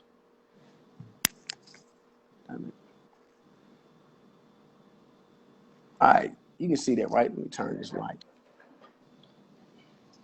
Y'all can see that. I did a video a while ago. Watch this. Listen. Hey, I want y'all to look at something. See how it's beginning to dawn? This was early in the morning I did this. Beginning to come out. Over there is darker. The sun's coming out over here. Look, it's yet dark. See how it's yet dark outside? I'm sorry. Hold up. I want to turn this thing up so y'all can hear it. 1 second. Look, there's the sky over there. Bear with me, y'all. Hey, I want y'all to look at something. See how it's beginning to dawn? The sun is beginning to come out. Over there is darker. The sun's coming out over here. But look, it's yet dark. See how it's yet dark outside? But look over there. The sun is beginning to come out. The sun in about maybe 30 minutes to an hour is going to be even brighter out here. But right now, it's yet dark. Look. There's the sky over there. We go over there. It's beginning to dawn, but it's yet dark. Now, y'all see that? I mean, sometimes you got to have a visual or whatever. Let me turn this thing off. Y'all see that? So when you read, go back to John 20:1. 1. Gotcha. This is the book of John, chapter 20 and verse 1. The first day of the week cometh Mary Magdalene early, when it was yet dark. Like what you just saw when I woke up. It was like 6 o'clock in the morning. And I went outside. I forget what I was going outside for. Matter of fact, I think I went outside to do that. It was right before class. And I went outside and I'm like, it's dark as hell out here. But I looked over in the horizon and just one little area, the sun was starting to come up. It was a grayish blue. And the sun was coming up over there. But behind my house and on the other sides of my house, it was dark as hell. And then right there in front of me, it was dark. My neighborhood was dark as hell. You know what I'm saying? But you could see where the sun was coming up. It was beginning to dawn towards the next day. Same thing right here. People look at that and be like, even in the evening, it said, yeah, dark. It said dark. You trying to see, they're trying to make it seem like it says dark. Negro, use your common sense. I was just outside on that video and it was yet dark, but it was dawning towards the next day. The sun was about to come up and I could see that it was dawning towards the next day. Stuff is easy to understand when you stop sniffing butt and just following people just leading you the wrong direction. Read the Bible. Go back to Mark 16:1. You funny, man. Mark chapter 16 and verse 1. And when the Sabbath was passed, Mary Magdalene and Mary the mother of James and Salome had bought sweet spices that they might come and anoint him. And very early in the morning, while it was yet dark, it was very early in the morning, it was yet dark, but it was beginning the first day of the week. The sun was starting to come up, but it was still dark outside. That's how you know that they was really going through it, because they got up while it was still nighttime and traveled to go to that tomb. They didn't give a damn. They was going to be there at the crack of dawn to make sure they took care of Christ. They was going to be there. They traveled through the night to go make sure that they took care of him. Read on. Verse 2. And very early in the morning, the first day of the week, they came unto the sepulchre at the rising of the sun. It says they came at the rising of the sun. Remember, it said in John it was yet dark. But we know they came at the rising of the sun. Like what I just showed you on that video. It was yet dark, but it was at the rising of the sun. The sun was coming up, but it was still yet dark. So don't nobody hit you with that old bogus stuff. You see, it did say dark there, man. I'm confused. Anybody confused? Send them this video. Better yet, y'all get these precepts down and be able to go in there and show them yourself. But that yet dark was at the rising of the sun. It ain't hard to understand. If you want to understand the Bible, get your nose out of people's butt sniffers. Y'all know I'm silly. Luke 24:12. Luke chapter 24 and verse 12. Hey, Then arose. one of my niece said, man, I hear the word butt sniffer at least 5-6 times a day. I'm like, I know it's a lot of butt sniffing out here. I got to address it. You know what I'm saying? I'm sorry. Said it's an epidemic going on. It's an epidemic, like bed bugs. Butt sniffers everywhere. You gotta address them. It's all about awareness. Just like they got AIDS awareness, cancer awareness, it's butt sniffer awareness. You got to be aware that these butt sniffers are out here.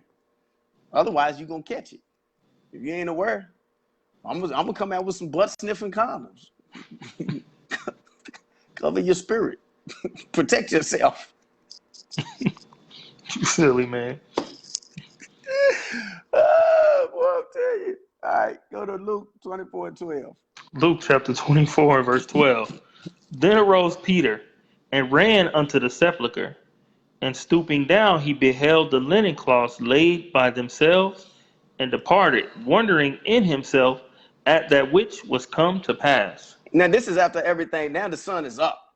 Now Peter comes to the sepulchre after he done found out what was going on. He looked, he's like, oh, the linen cloths is still here. His body's gone. He's tripping. Read on. Now, remember, this is the first day of the week. Remember, it dawned towards the first day. The Sabbath was ending, and it dawned towards the first day. So if y'all don't believe that evening to evening is BS from just that, what we went through, let's continue on through the first day. This is what we would consider Sunday, if we had to put a name on it. So let's continue on through Sunday, the course of events through Sunday until the nighttime, and see if they said the nighttime was now as it was the second day, or if it was still the first day. Read on. Verse 13. And behold, two of them went that same day to a village called Emmaus, So which the was reason that same day is right there, so y'all know that this ain't the Most High. Know what he was doing back then. He knew it was gonna be some of y'all to change up his days. Remember, the scriptures say, let's go get that in Daniel. Daniel real quick. Mm-hmm. He knew, so he put little clues in there for us. Daniel chapter 7 and verse 25. Gotcha. Daniel chapter 7 and verse 25. And he shall speak great words against the Most High, and shall wear out the saints of the Most High, and think to change times and laws. That's the time. That's the days and the laws. You know, this evil world, these demons out here done changed the laws or whatever, but they changed the times too. Like the time. This is what would be getting me. We can drop it and go back. This would be getting me. We would come as an Israelite and be like, yeah, see, the year starts when it's spring, when everything's coming alive, when everything is bright and pretty. We'll say that. What else? The Sabbath start is the beginning, not the end. The year starts when everything's alive, but Esau would say is when it's dark and dead, when the nighttime is the longest. The Sabbath starts on the beginning at the first day, but Esau, the enemy, will say, let's say the enemy will say that the Sabbath starts on the first day. The Sabbath starts on the last day. The enemy will say the Sabbath starts on the first day. He's the opposite. The new moon starts on the bright moon, but then the other nations, they all celebrate the new moon as the dark moon. You know, everything's opposite. And then we'll get right here with the day, when the day starts, and be like, the people that call themselves Jews say that the day starts at night. So that's the one thing they was like, oh, we like that. You know, that's the one thing in the scriptures is true. We like that. We're going to leave that alone. We're not going to change that time or that law. Even though that right there would be a pivotal thing to change because it affects the Sabbath and all the high holy days. We could jack up all the high holy days with just changing that one, but we're going to leave that one evening to evening because we like evening to evening. Man, come on, man. They changed it. They changed it like they changed everything else. And you sit back and just roll with it and tell them, we got to get rid of everything that they gave us. Well, that's what they gave. They gave us that too. You know that, right?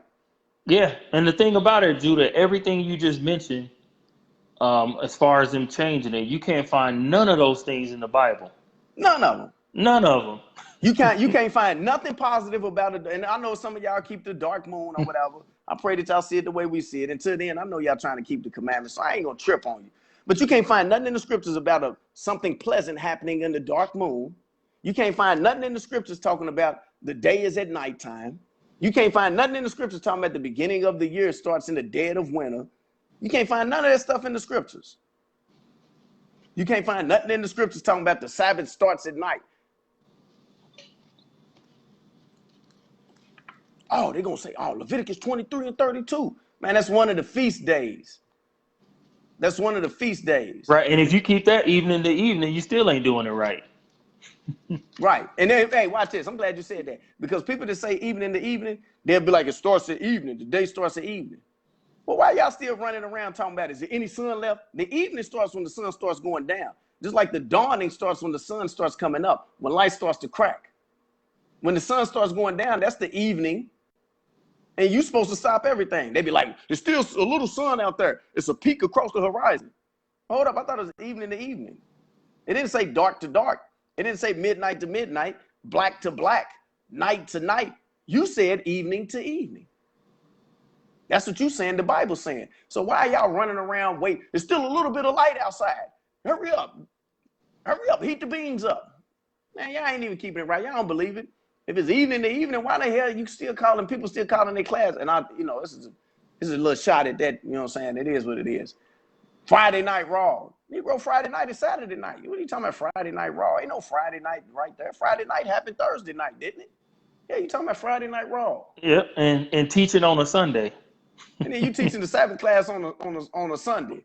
Come Mm-hmm. Saturday, you got night. It's night Saturday night. You teaching the Sabbath class. Yeah, Hold but up, Sunday. it's the Mm-hmm. first day now. Ain't it the first day now? That's the first day class. You know what? That's Sunday worship.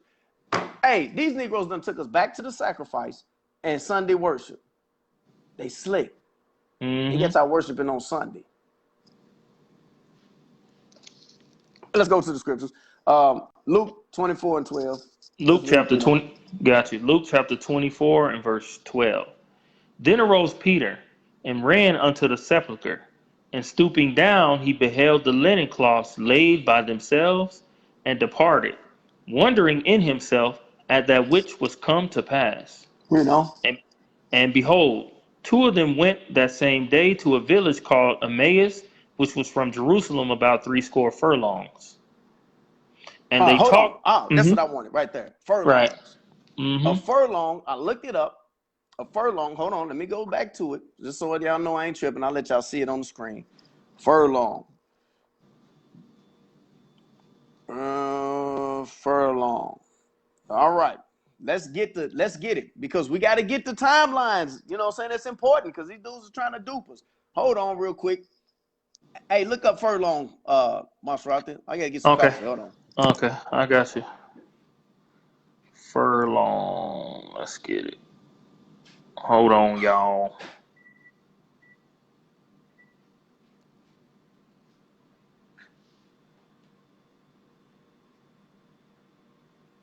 Let's see. Furlong definition.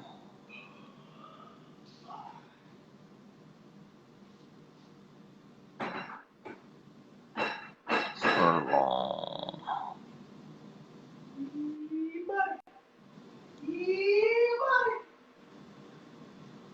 Okay. 220 yards. So two. Hold on, y'all. Let me do some quick math. 220 yards.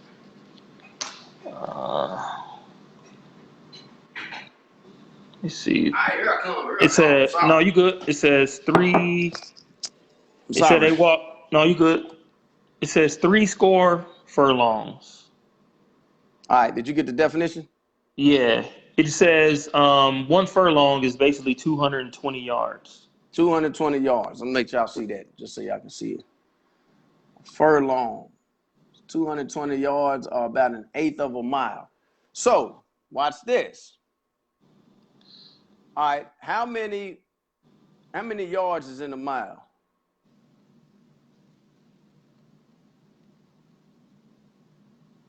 Yep. 60 furlongs. I got it.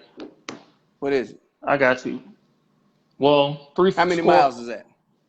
7.5 So miles. 7.5 miles. So go back to that. So now we're gonna use the words that we understand. Okay, Seven this and is a half miles. Now go back and read it again.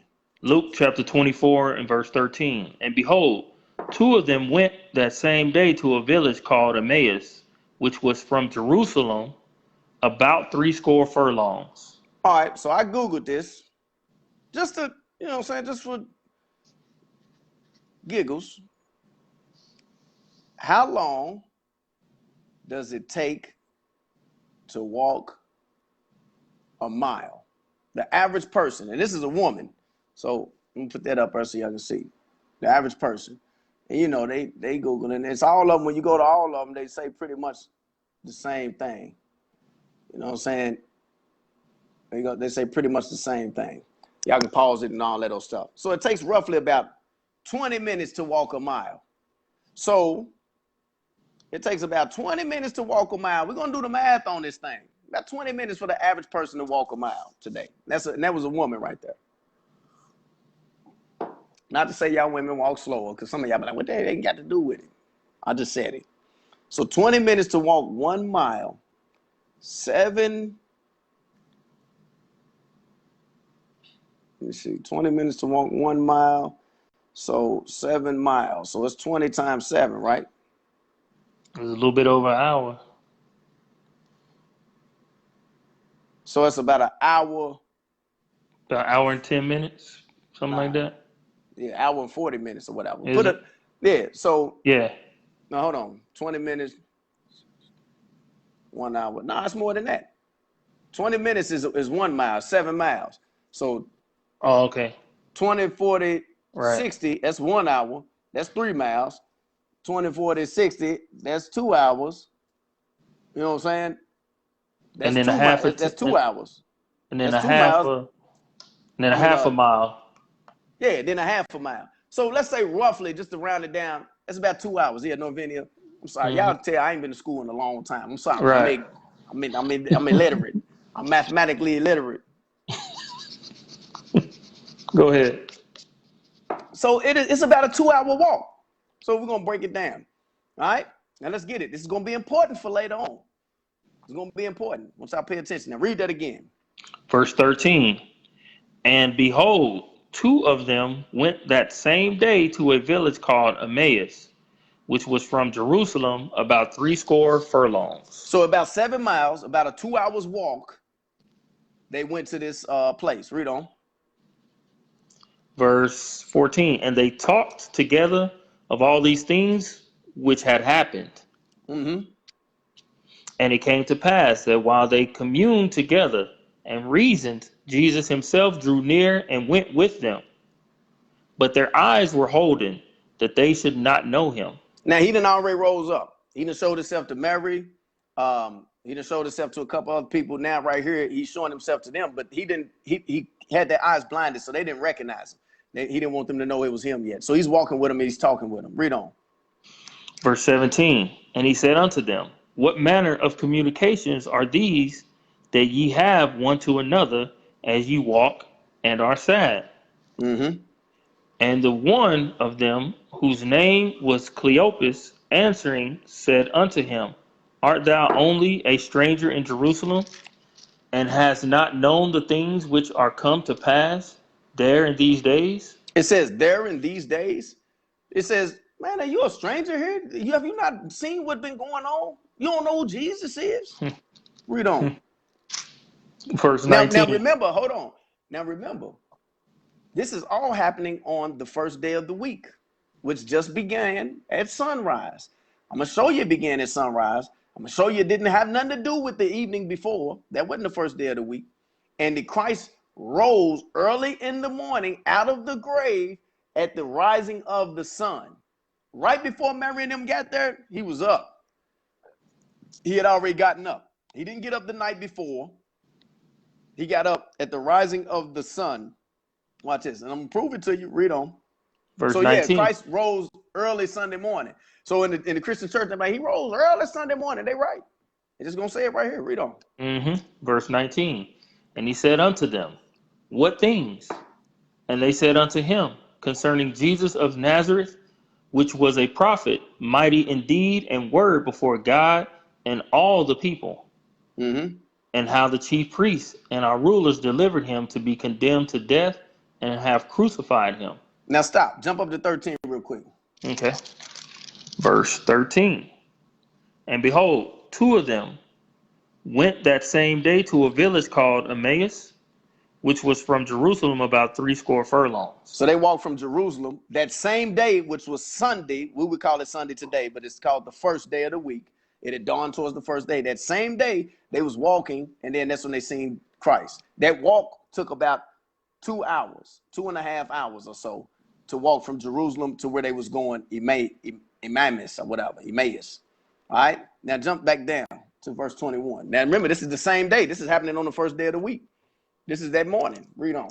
Verse 21. But we trusted that it had been he which should have redeemed Israel.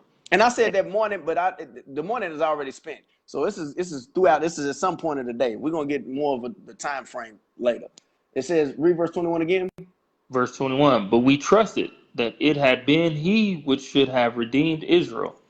And beside all this, today is the 3rd day since these things were done. Remember, he was supposed to rise up on the 3rd day. They said today, which was the first day of the week, which is what we call Sunday. And then besides all this, today is the 3rd day. He said he'd rise up the 3rd day. We trusted that this was actually the guy that he said he was. And today is the 3rd day. Now watch this. One would say because he rose up that night before, which was Sunday. Nah, you know how we're gonna find that out that ain't right? Later on in the evening of this same day. Let's see how they address it.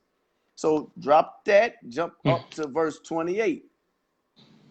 Verse 28. Now, as we go on, Christ, as they was walking, Christ was, let me see, hold on. Let me make sure when something gonna find in Christ tells some of these things. We got in Moses, no. All right, now he's about to open their eyes. Read verse 28. Verse 28. And they drew nigh unto the village whither they went, and he made as though he would have gone further. So they drew nigh to the village where they was going, and Christ, you know what I'm saying, he shot them to Willie Bobo like, yeah, I'm gonna keep on going. He wasn't gonna keep on going. He had a mission for these dudes, but he made it as though he was gonna keep on walking. He wasn't going where they was going. But watch this, read on. Verse 29. But they constrained him, saying, Abide with us, for it is toward evening, and the day is far spent. And he went in to tarry with them.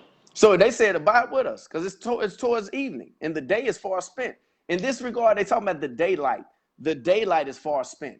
At the end of the day, like when you come home from work, you be like, man, I had a long day. The day ain't over, but your work day is over. Your movement day is over. The day is far spent. That's what they talking about, because people use that and be like, see, the day is far spent because it was the sun was about to. Nah, that ain't what it's talking about. The daylight part is far spent, but that don't mean that now it's about to start another day. And we're gonna prove it. It says, for it is towards evening. So the evening was coming. It says, and the day is far spent, and he tarried with them. Read on. Verse 30. And it came to pass, as he sat at meat with them. So they about to eat dinner. So we going into the evening time. They sitting down about to eat dinner. Read on. He took bread and blessed it, and brake and gave to them. And their eyes were opened, and they knew him. Mm-hmm. And he vanished out of their sight. And they said one to another, Did not our heart burn within us while he talked with us by the way, and while he opened to us the scriptures? And they rose up the same hour, and returned to Jerusalem, and found the 11 gathered together, and them that were with them. Okay, now, they walking. They get to where they going. It took about 2.5 hours, a 2.5 hours walk. Probably more than that, because they wasn't power walking. They was walking and having a conversation.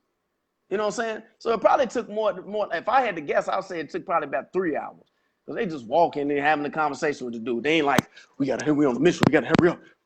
And they walking and having a conversation with him. But that's me. There ain't no scripture to say they wasn't walking fast. But let's just say 2 hours. It took them 2 hours to get there. So now they're getting at it like it's about to be evening. Stay here with us. The day is far spent. You know what I'm saying? They don't want you traveling and whatnot around, in the nighttime. Stay here with us.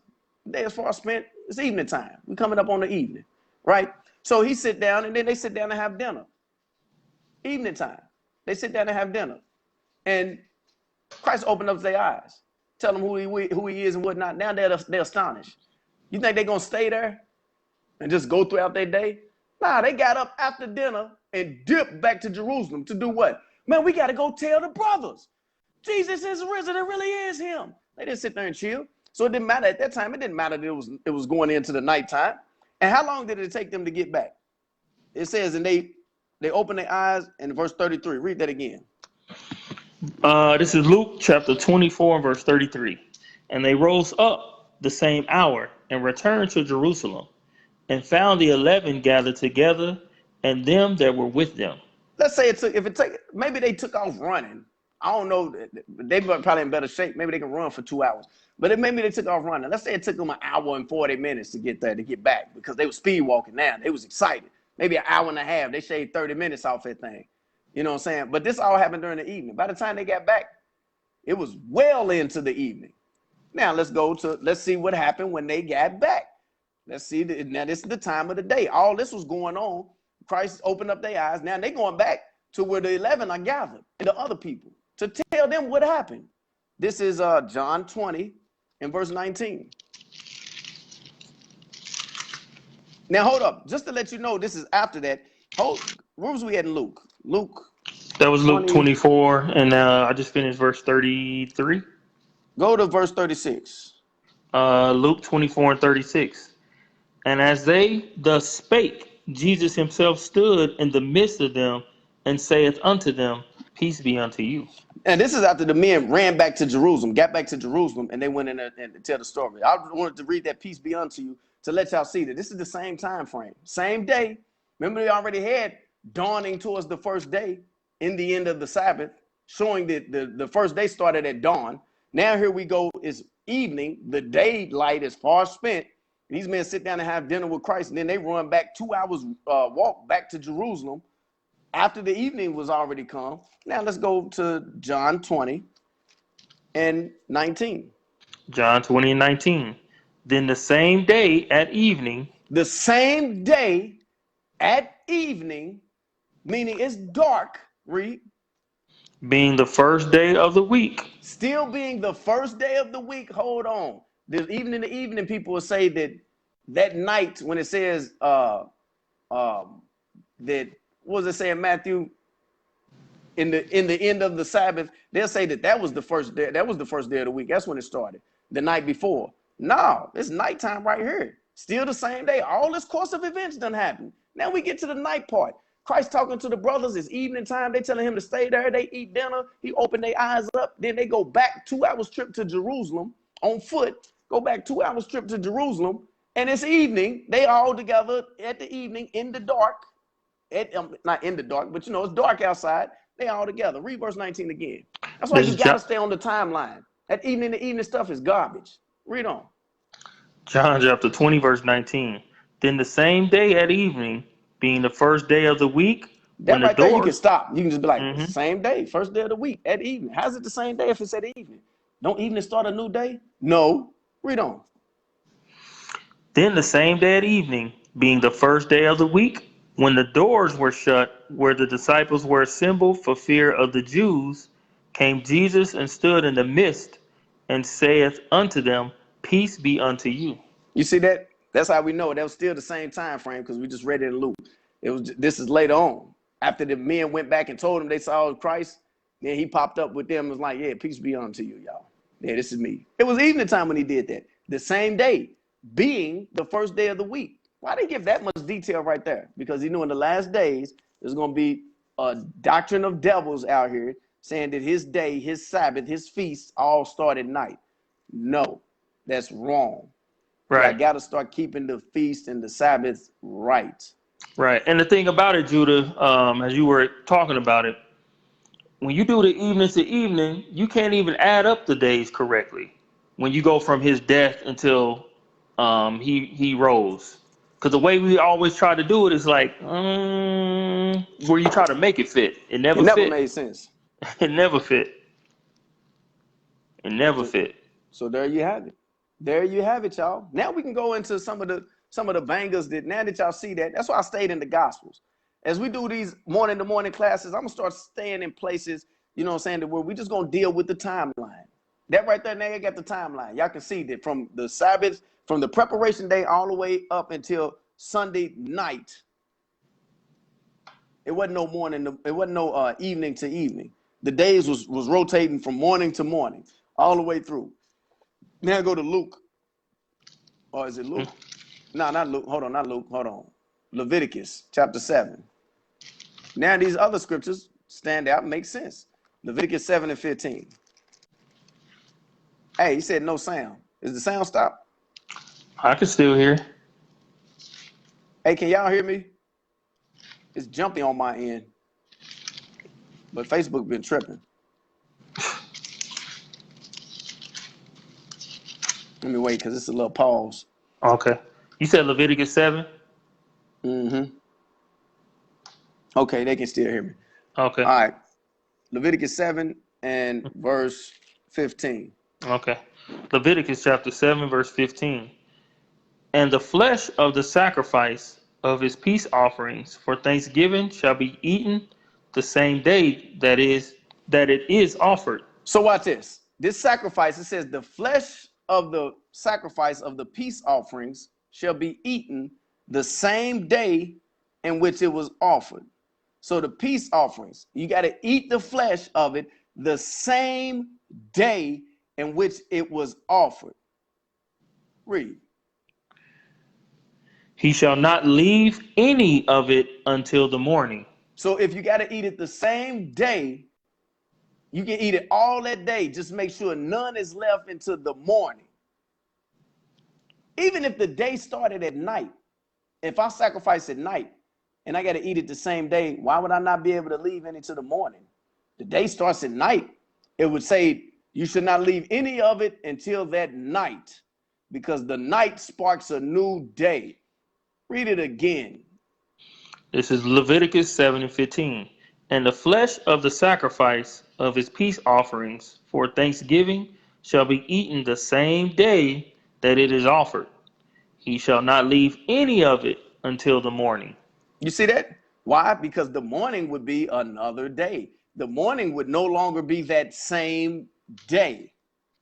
So to eat it the same day it was offered, meaning you can eat, if you offered it in the morning, you can eat through that throughout the evening. You can eat throughout the night, midnight. But come that next morning, it's got to be gone. You can't leave any of it until the morning. The flesh of the peace offerings for thanksgiving shall be eaten the same day as offered. You should not leave any of it till the morning. Why? Because it starts a new day. Where else did you see that law being put into place? Let's go to Exodus chapter 12. The book of Exodus, chapter 12 and verse 8. Exodus chapter 12 and verse 8. And they shall eat the flesh in that night. It says they got to eat the flesh of the Passover in that night. Jump to verse 10. Verse 10. And ye shall let nothing of it remain until the morning. And you don't let any of it remain until the morning. Why? Because the morning started a new day, which in this case would have been the Feast of Unleavened Bread, the first day of that 7-day feast. Passover night kicks it off through the sacrifice, but the Feast of Unleavened Bread starts on the 15th day. The 14th day is the Passover. It kicks everything off.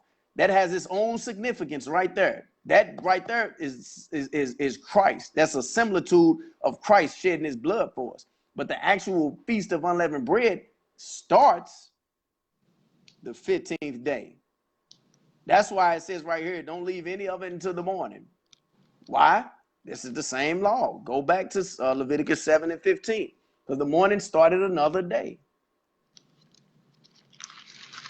Leviticus chapter 7 and verse 15.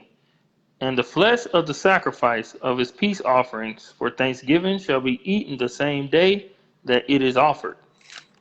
He shall not leave any of it until the morning. You see that? You can't leave any of it until the morning. Hold on. Go to Leviticus 22 and verse 29. Leviticus chapter 22 and verse 29. And when ye will offer a sacrifice of thanksgiving unto the Lord, offer it at your own will. Verse 30. On the same day it shall be eaten up. Ye shall leave none of it until the morrow. I am the Lord. Talking about the next morning. You can't leave none of it until the next morning. Y'all see this? This stuff ain't hard. This stuff ain't hard. We didn't do no evening to evening back then. That's something that we got from the other nations that stole and hijacked our customs, our laws, our history, our heritage. And for brothers to still try to hold on to that and then admit that they're going to change times and laws, come on, man. You got to look into everything. The scriptures easily point out that the day started in the morning. Sabbath starts in the morning. All the feast days start in the morning. You got an exception of feast of the Day of Atonement. The Day of Atonement starts the night before. And it starts the night before so you can be hungry when you wake up on the 10th day. Day of the Atonement is the 10th day. But it says, afflict your souls the day before, the night before. So when you wake up in the morning, you already afflicted. You already hungry. You ain't getting your morning cup of coffee. You ain't getting your morning tea. You ain't getting a morning drink of water. Everybody wake up thirsty, need a drink of water. You ain't getting no food, nothing. You wake up afflicted the whole 10th day. And then when the evening comes of the 10th day, then you can eat. And guess what? Because remember, the Day of Atonement is still a feast. The beginning of the day, you are fasting. You're hungry from the day before. Then that evening, you can break the fast and eat. It is still the 10th day. It's still the 10th day because that's the requirement on the Exactly. 10th day. If you do the evening to evening, it would be the 11th day. He didn't say do anything on the 11th day. He said do it on the 10th day. Remember, it's still I remember asking one of the bishops of the congregation we came from, if this is a feast day, why we can't eat? He's like, it's a feast day to the Lord, so the Lord's eating. I'm like, that don't make no Yeah, I damn heard that. sense. Yeah, I heard that. It's a feast day to the Lord, so it means the Lord's eating while we fasting. That don't make no sense whatsoever. Mm-hmm. It's still a feast day.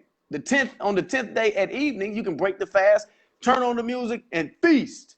All Mm-hmm. praises, atonement for the Lord. Don't that make much more sense than, yeah, it is a feast day. Just God is eating. He's up there eating chicken and watching us. He's up there eating goat and watching us not eat. Like, it don't make no sense, man. It don't make no sense whatsoever. Some of the stuff, I'm telling you, some of the stuff we used to just listen to. Regurgitate, yeah. Regurgitate that bull crap. Ain't bull crap, man, butt sniffing doctrine. Watch this. There's a scripture. I gotta find it. That one of the brothers did. All right, I'll pass. This is now what's on spent selling this pass.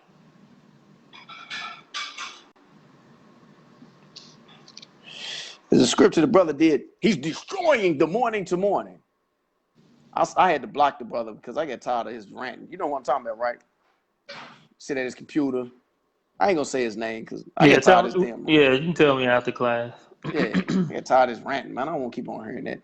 Watching all my stuff and then you're gonna do stuff to destroy the man. If you were trying to destroy, don't try to sit in here and watch me while you trying to figure out how to destroy me. Keep it moving. Destroy. It ain't even my doctrine. Goofy. Now hold on. This ain't the Judah Nah, it's the MASHARATHYAH doctrine. I don't even know why they keep on putting it on me. Dang on MASHARATHYAH doctrine. He got me set up. Let me find this message. The Judah doctrine. The MASHARATHYAH doctrine, not the Judah doctrine. Hold on, let me find this message because Bear sent it to me. Just in case somebody saw a dude's video and thinking, yeah, man, it does make sense. Because all you gotta do is just keep reading. It don't make no sense. 27 and 27. Oh, they were driven. All right.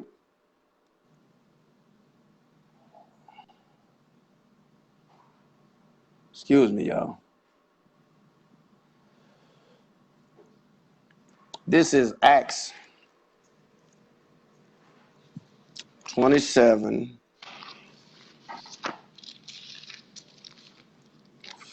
Go to Acts. Damn, my pen's going out. I hate it when that happens because be trying to rip my Bible.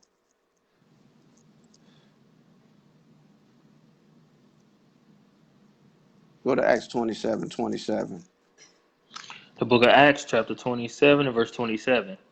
But when the 14th night was come, as we were driven up and down in Adria about midnight, the shipmen deemed that they drew near to some country, and sounded, and found it 20 fathoms.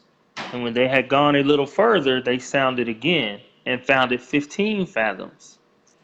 Then, fearing lest we should have fallen upon rocks, they cast 4 anchors out of the stern, and wished for the day.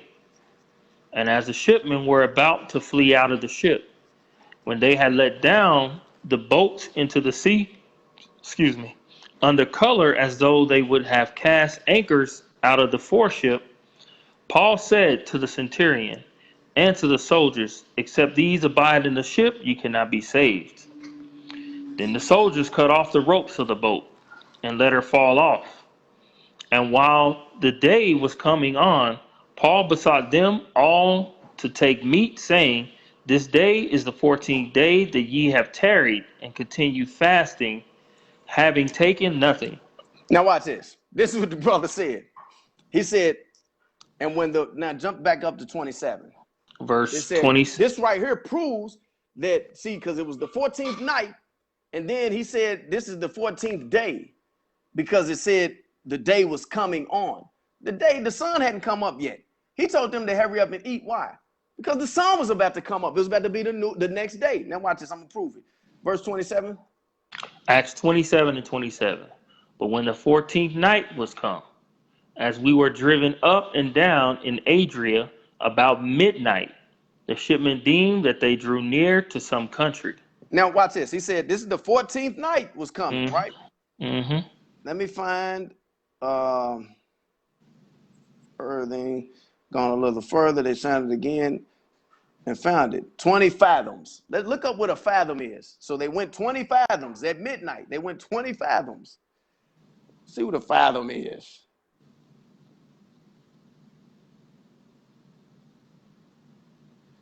What is a fathom? 40 yards. So 40 yards. So they went 40 yards. First, they went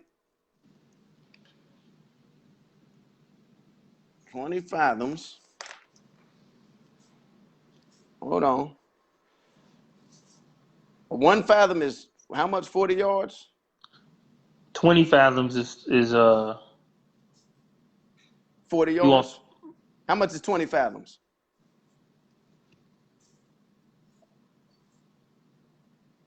So pay attention. 20 fathoms is 40 yards. All right, 20 fathoms is 40 yards. All right. Yes. So at midnight, they went 40 yards. It's midnight. All right. Read on. Verse 29. Verse 29. Then fearing lest we should have fallen upon rocks, they cast 4 anchors out of the stern and wished for the day. And as the shipmen were about to flee out of the ship, when they had let down the boat into the sea, under the color as though they would have cast anchors out of the foreship, Paul said to the centurion and to the soldiers, Except these abide in the ship, ye cannot be saved. Verse 32. Then the soldiers cut off the ropes of the boat and let her fall off. And while the day was coming on, Paul now all this is happening. They having a conversation. It's at midnight. They only went 40 yards. And because they saw it was, hey, they think his land is close. So they went 40 more yards, and they're like, we can't go any farther because we're going to sink the dang on ship. So they having this conversation around midnight. And then Paul said what? Verse 33. And while the day was coming on. The day was coming on. It wasn't there yet. This was midnight. It was still nighttime. The sun wasn't coming up. The brother going to be like, see, that proves it. The day, watch this. Read on.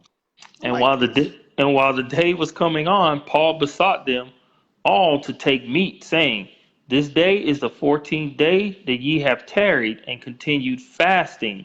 What day is it talking about? Still the 14th day. When it was at night, it was nighttime. This day is the 14th day. It's a little after midnight. Soon the sun is going to be coming up. A few hours from now, the sun's going to be coming up. He said, go ahead and eat. Y'all can go ahead and eat now. Y'all been fasting long enough. Y'all ain't got to fast until the beginning of the next day. Watch this. Read on. Having taken nothing. Verse 34. Wherefore I pray you to take some meat, for this is for your health. For there shall not an hair fall from the head of any of you. And when he had thus spoken, he took bread and gave thanks to God in presence of them all. And when he had broken it, he began to eat. Verse 36. Then were they all of good cheer, and they also took some meat. And we were in all in the ship 260 souls. And when they had eaten enough, they lightened the ship and cast out the wheat into the sea. So they lightened the ship because remember, they didn't want to sink. So they had eaten. Remember, around midnight, they was about to run up on these rocks. The ship was a little heavy. So if you're on the ocean, the ship's a little heavy, you know what I'm saying? It sinks down a little bit more. So they wanted to lighten the ship because bring it up a little bit more. So they didn't want to die. They didn't want the ship to sink. So they had to, he was like, look, it's a little after midnight. Look, everybody, we better run on these rocks. Y'all go ahead and eat now. Now cast all this stuff off the ship so we can lighten this ship up, so we can get closer to the land, because we don't want to sink the ship. That's what was going on. Now watch this. Read verse 39. Now all this is happening a little bit after midnight. Read on. Verse 39. And when it was day. And when it was day, now it's going into when it actually was day, when the sun was actually up. Read on. And when it was day, they knew not the land, but they discovered a certain creek with a shore, into the which they were minded, if it were possible, to thrust in the ship. Now watch this. It ain't the 14th day no more right there. Right there at night, and then jumping down here when they was about to eat. That was still the 14th day. It was giving you the time period of the day. It was night. And it said about midnight. When it was day, that was a different day. They hurried up and ate within the 14th day. But this brother used those two scriptures. He didn't go to verse 39. He used those two scriptures to be like, see, that means the 14th night was the 14th day too, because the night was the 14th. And then right here it says, while the day was coming don't mean that it's there. That's like me telling you, MASHARATHYAH is on his way over to the house. And then I'm talking to you, talking about, yeah, MASHARATHYAH is on his way. And I get off the phone with you. It's 2 o'clock. MASHARATHYAH is on his way. You know what I'm saying? So I'm trying to talk to you about stuff, yada, yada, yada. And then I hang up the phone. And then you pick up and call somebody else and say, yeah, Judah was talking to me while MASHARATHYAH was over there. No, I told you he was coming. He's on his way. He ain't here yet. The day hadn't come. The day was coming. It hadn't been there yet. He's just giving you, look, the time, the day, the sun's about to come up. Eat this stuff, throw this stuff off the boat so we can lighten this load, so we can get over here. Sunrise, we got to hit the shore. This stuff is simple. I had to throw it out there because some of y'all probably watched that video. He's like, destroying the morning. Get the hell out of here. All that Power Rangers crap. Destroying the morning. I think I know who you're talking about now. Yeah. Yeah, you know what I'm talking about. Yeah. Get the hell up out of here with that now. That's why I had to block the brother. I don't want to keep on hearing all this ranting and raving about destroying. You ain't destroyed nothing. So I hope y'all understand the class. I hope you brothers and sisters were edified. All praises be to the Most High God. MASHARATHYAH, do you have anything to add to this class? It's too easy, man. What's that saying? Is like taking candy from a baby. It's too easy. So no, I don't have nothing. Now this right here for you brothers and sisters that started out, this was meat to you. This should be milk right now. This is easy. This is light work. This is not meat. This is milk.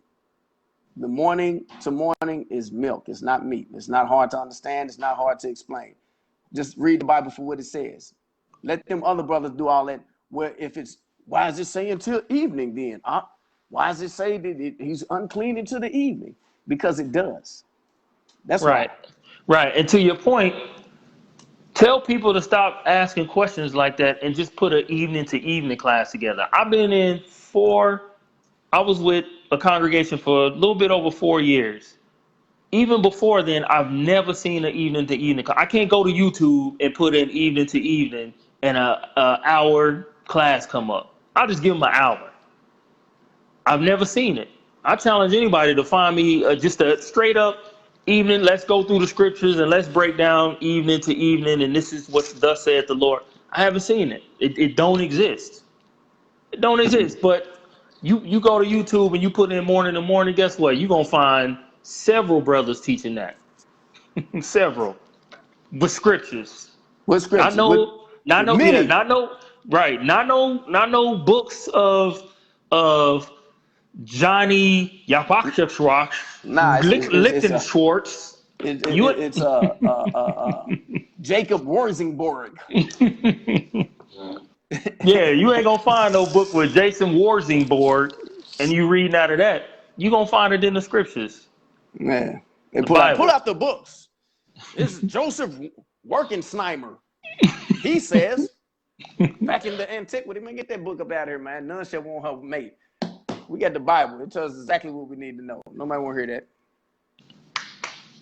that. 100 scriptures. 100 scriptures. We got 2. I don't need 100 scriptures. We ain't dealing with Matthew 28. The Judah Mac doctrine. Explain Nehemiah. Was it Nehemiah 13? Explain it. Okay, well, gladly. Explain Matthew 28. Explain Leviticus 7:15. Explain 10 of the 100 scriptures. You can't. But with that being said, look, she like, here we go. Now we ain't gonna do nothing. We ain't doing nothing. We fall back. That being said, we got to get up off here. Marsh, how you back? Hey, y'all pray for Marsh. Yeah, I need to get off. Back is messed up. Yeah, I got to take some meds, man, as soon as we get off. Yeah, brother back messed up. Y'all send the prayers up for him. All right, shalom, brothers and sisters. I pray y'all have a blessed day. Don't forget, put that cash app. Let's get it going. But it's 81 of us on here now. We got a brother on here that's in need. Somebody put up the cash app and put up the PayPal app. Please, if y'all can send $10 a piece. At 81 people, that's 80 people, that's $800. You know what I'm saying? If y'all can send $10 a piece to this brother, bless this brother, please. He needs just a little bit of help to get him through the next month or two until his disability comes in. Brother jack this back up. Yeah, because real talk, brothers and sisters, and I know this. If me and Judah reached out to y'all, I know y'all would do it. So do it for somebody. Do it for another brother, because we all the same. We all equal. Just because me and this brother teach and y'all see us all the time and y'all might have some type of love for us, show your love for somebody else as well. Yeah, don't be a respecter of persons. Right. Now that $sign with Terry and the numbers, Terry, put your information up there. Make sure you put Cash App and then how you and then the code to get your Cash App and then with the PayPal, so they'll know which one is PayPal and which one's the Cash App. But yeah, like Ma said, if I came on here and was like, please, brothers, sisters, I need help. I need, you know what I'm saying? I know my phone will start chirping like a mother. Bling, bling, bling, bling. Y'all be sending donations like crazy. Look, do it for your brother. Don't have respect to persons. That brother need it. You know what I'm saying? And if it was you, I'd do the same thing. I don't know that brother. Me and him don't sit down. He ain't in the same city as me. We've never met physically. Talk to him on the phone maybe once or twice. But he's on here every day. Help him out. Help him out, y'all. Might turn around and be you. And when you in help like that, and somebody sends you a little bit of money, you see 1, 2 brothers actually helping, and you get, you know what I'm saying, $10, $20, or 2 faithful brothers or 2 faithful sisters, it's kind of discouraging. Thank you that you gave me the money, but it didn't even put a dent in what I needed. You know what I'm saying? I was able to get a meal and some gas with it. But dang, all these brothers and sisters, they don't give a damn. So let's not be that example. Because if it was one of these camp leaders talking about, we're gonna buy a building, we're gonna do the vision fund, we're gonna do this, y'all be dropping your check, half your dang on vacation money, all of that crap. Then y'all watch them Negroes in the booster plane club flying. The booster plane is flying to Tel Aviv. Right, eating lamb in $100 bottles. Eating lamb in $100 bottles. And they'll post it on Instagram for you to see it. Y'all convince yourself we donated to the truth. Now the truth is that brother right there that needs some money to help him get through the thing. So please. Yeah, the scriptures say when you lend it to the poor, you lend it to the Most High. Yeah, you're doing it for Christ. When you do it to the least of these, you're doing it to Christ. He gonna remember that in the time. You know what I'm saying? Store up those good works. That's the basket. That's the fruit that you're gonna put in your basket when he's looking at you and like, you ain't got no fruit. You should know him by their fruits. You ain't got no fruit. Your basket empty. You ate all the damn fruit. You greedy. So please give. With that, I'm gonna say shalom. Even though if we get off here, y'all brothers want to keep on putting up the app. It's the Cash App. The Cash App is the one with the $sign, and then he got a PayPal. I had to create a PayPal account too. Yeah, right. Like the brother said, they went to Tel Aviv. Yeah, Tel Aviv and came back. Hey, you know what's messed up? I'm gonna tell y'all something too. What's messed up? Them brothers is trying to sue the brother that put it out there. They try to say that he stole the money. He got records. They trying to say that he took the money. All that trips and them trips that they took, and they try to get him to get the people to put the money back. Now they trying to make it seem like he stole the money. They trying to put stuff out and make it seem like, you know, he did something wrong and they got lawyers involved and whatnot. Man, y'all pray for the brother. I ain't gonna give you his name right now because he ain't tell me to. But y'all pray for the brother that's exposing them Negroes in Atlanta. Because them dudes in Atlanta, they off. They jacked up. They off and they jacked up. And here in a minute, we might take a collection together, and I'm gonna really need y'all to give for this one to get this brother a lawyer. Because if he end up having to go to court with them, we're gonna get him a lawyer. And they be lucky if somebody don't report they monkey butt. They gonna keep on and they gonna make me report them. Send the feds, or you have to call us the FBI anyway. I'm gonna send the feds over. Look at the books. My name will be in the books. I don't give a damn. I just have to make restitution. And my name ain't in the books because I took no money. That's for damn sure. Because they had me handling money like they got this brother handling money, and then they gonna mess around and brothers, hey, watch this. Do not let nobody tell you to put no stuff in your name. Because when it's all said and done, I don't realize these dudes is crafty. They do that because they know that the paper trail don't lead to them. So you put it in your name, and then they have you transferring money all over the place, but it's all in your name. So you be the one that have to explain it. It is what it is, though. If that stuff come my way, I'm going to explain. I'm going to be like the freaking Nino. Remember Nino Brown was on trial? He put everything off on the other dude. I'm going to point at him. It was him. So, yeah. Hey, y'all send the prayers up for the brother out of Atlanta. They trying to set him up. They trying to set him up because they got the damn devil on him. All right. Shalom, y'all.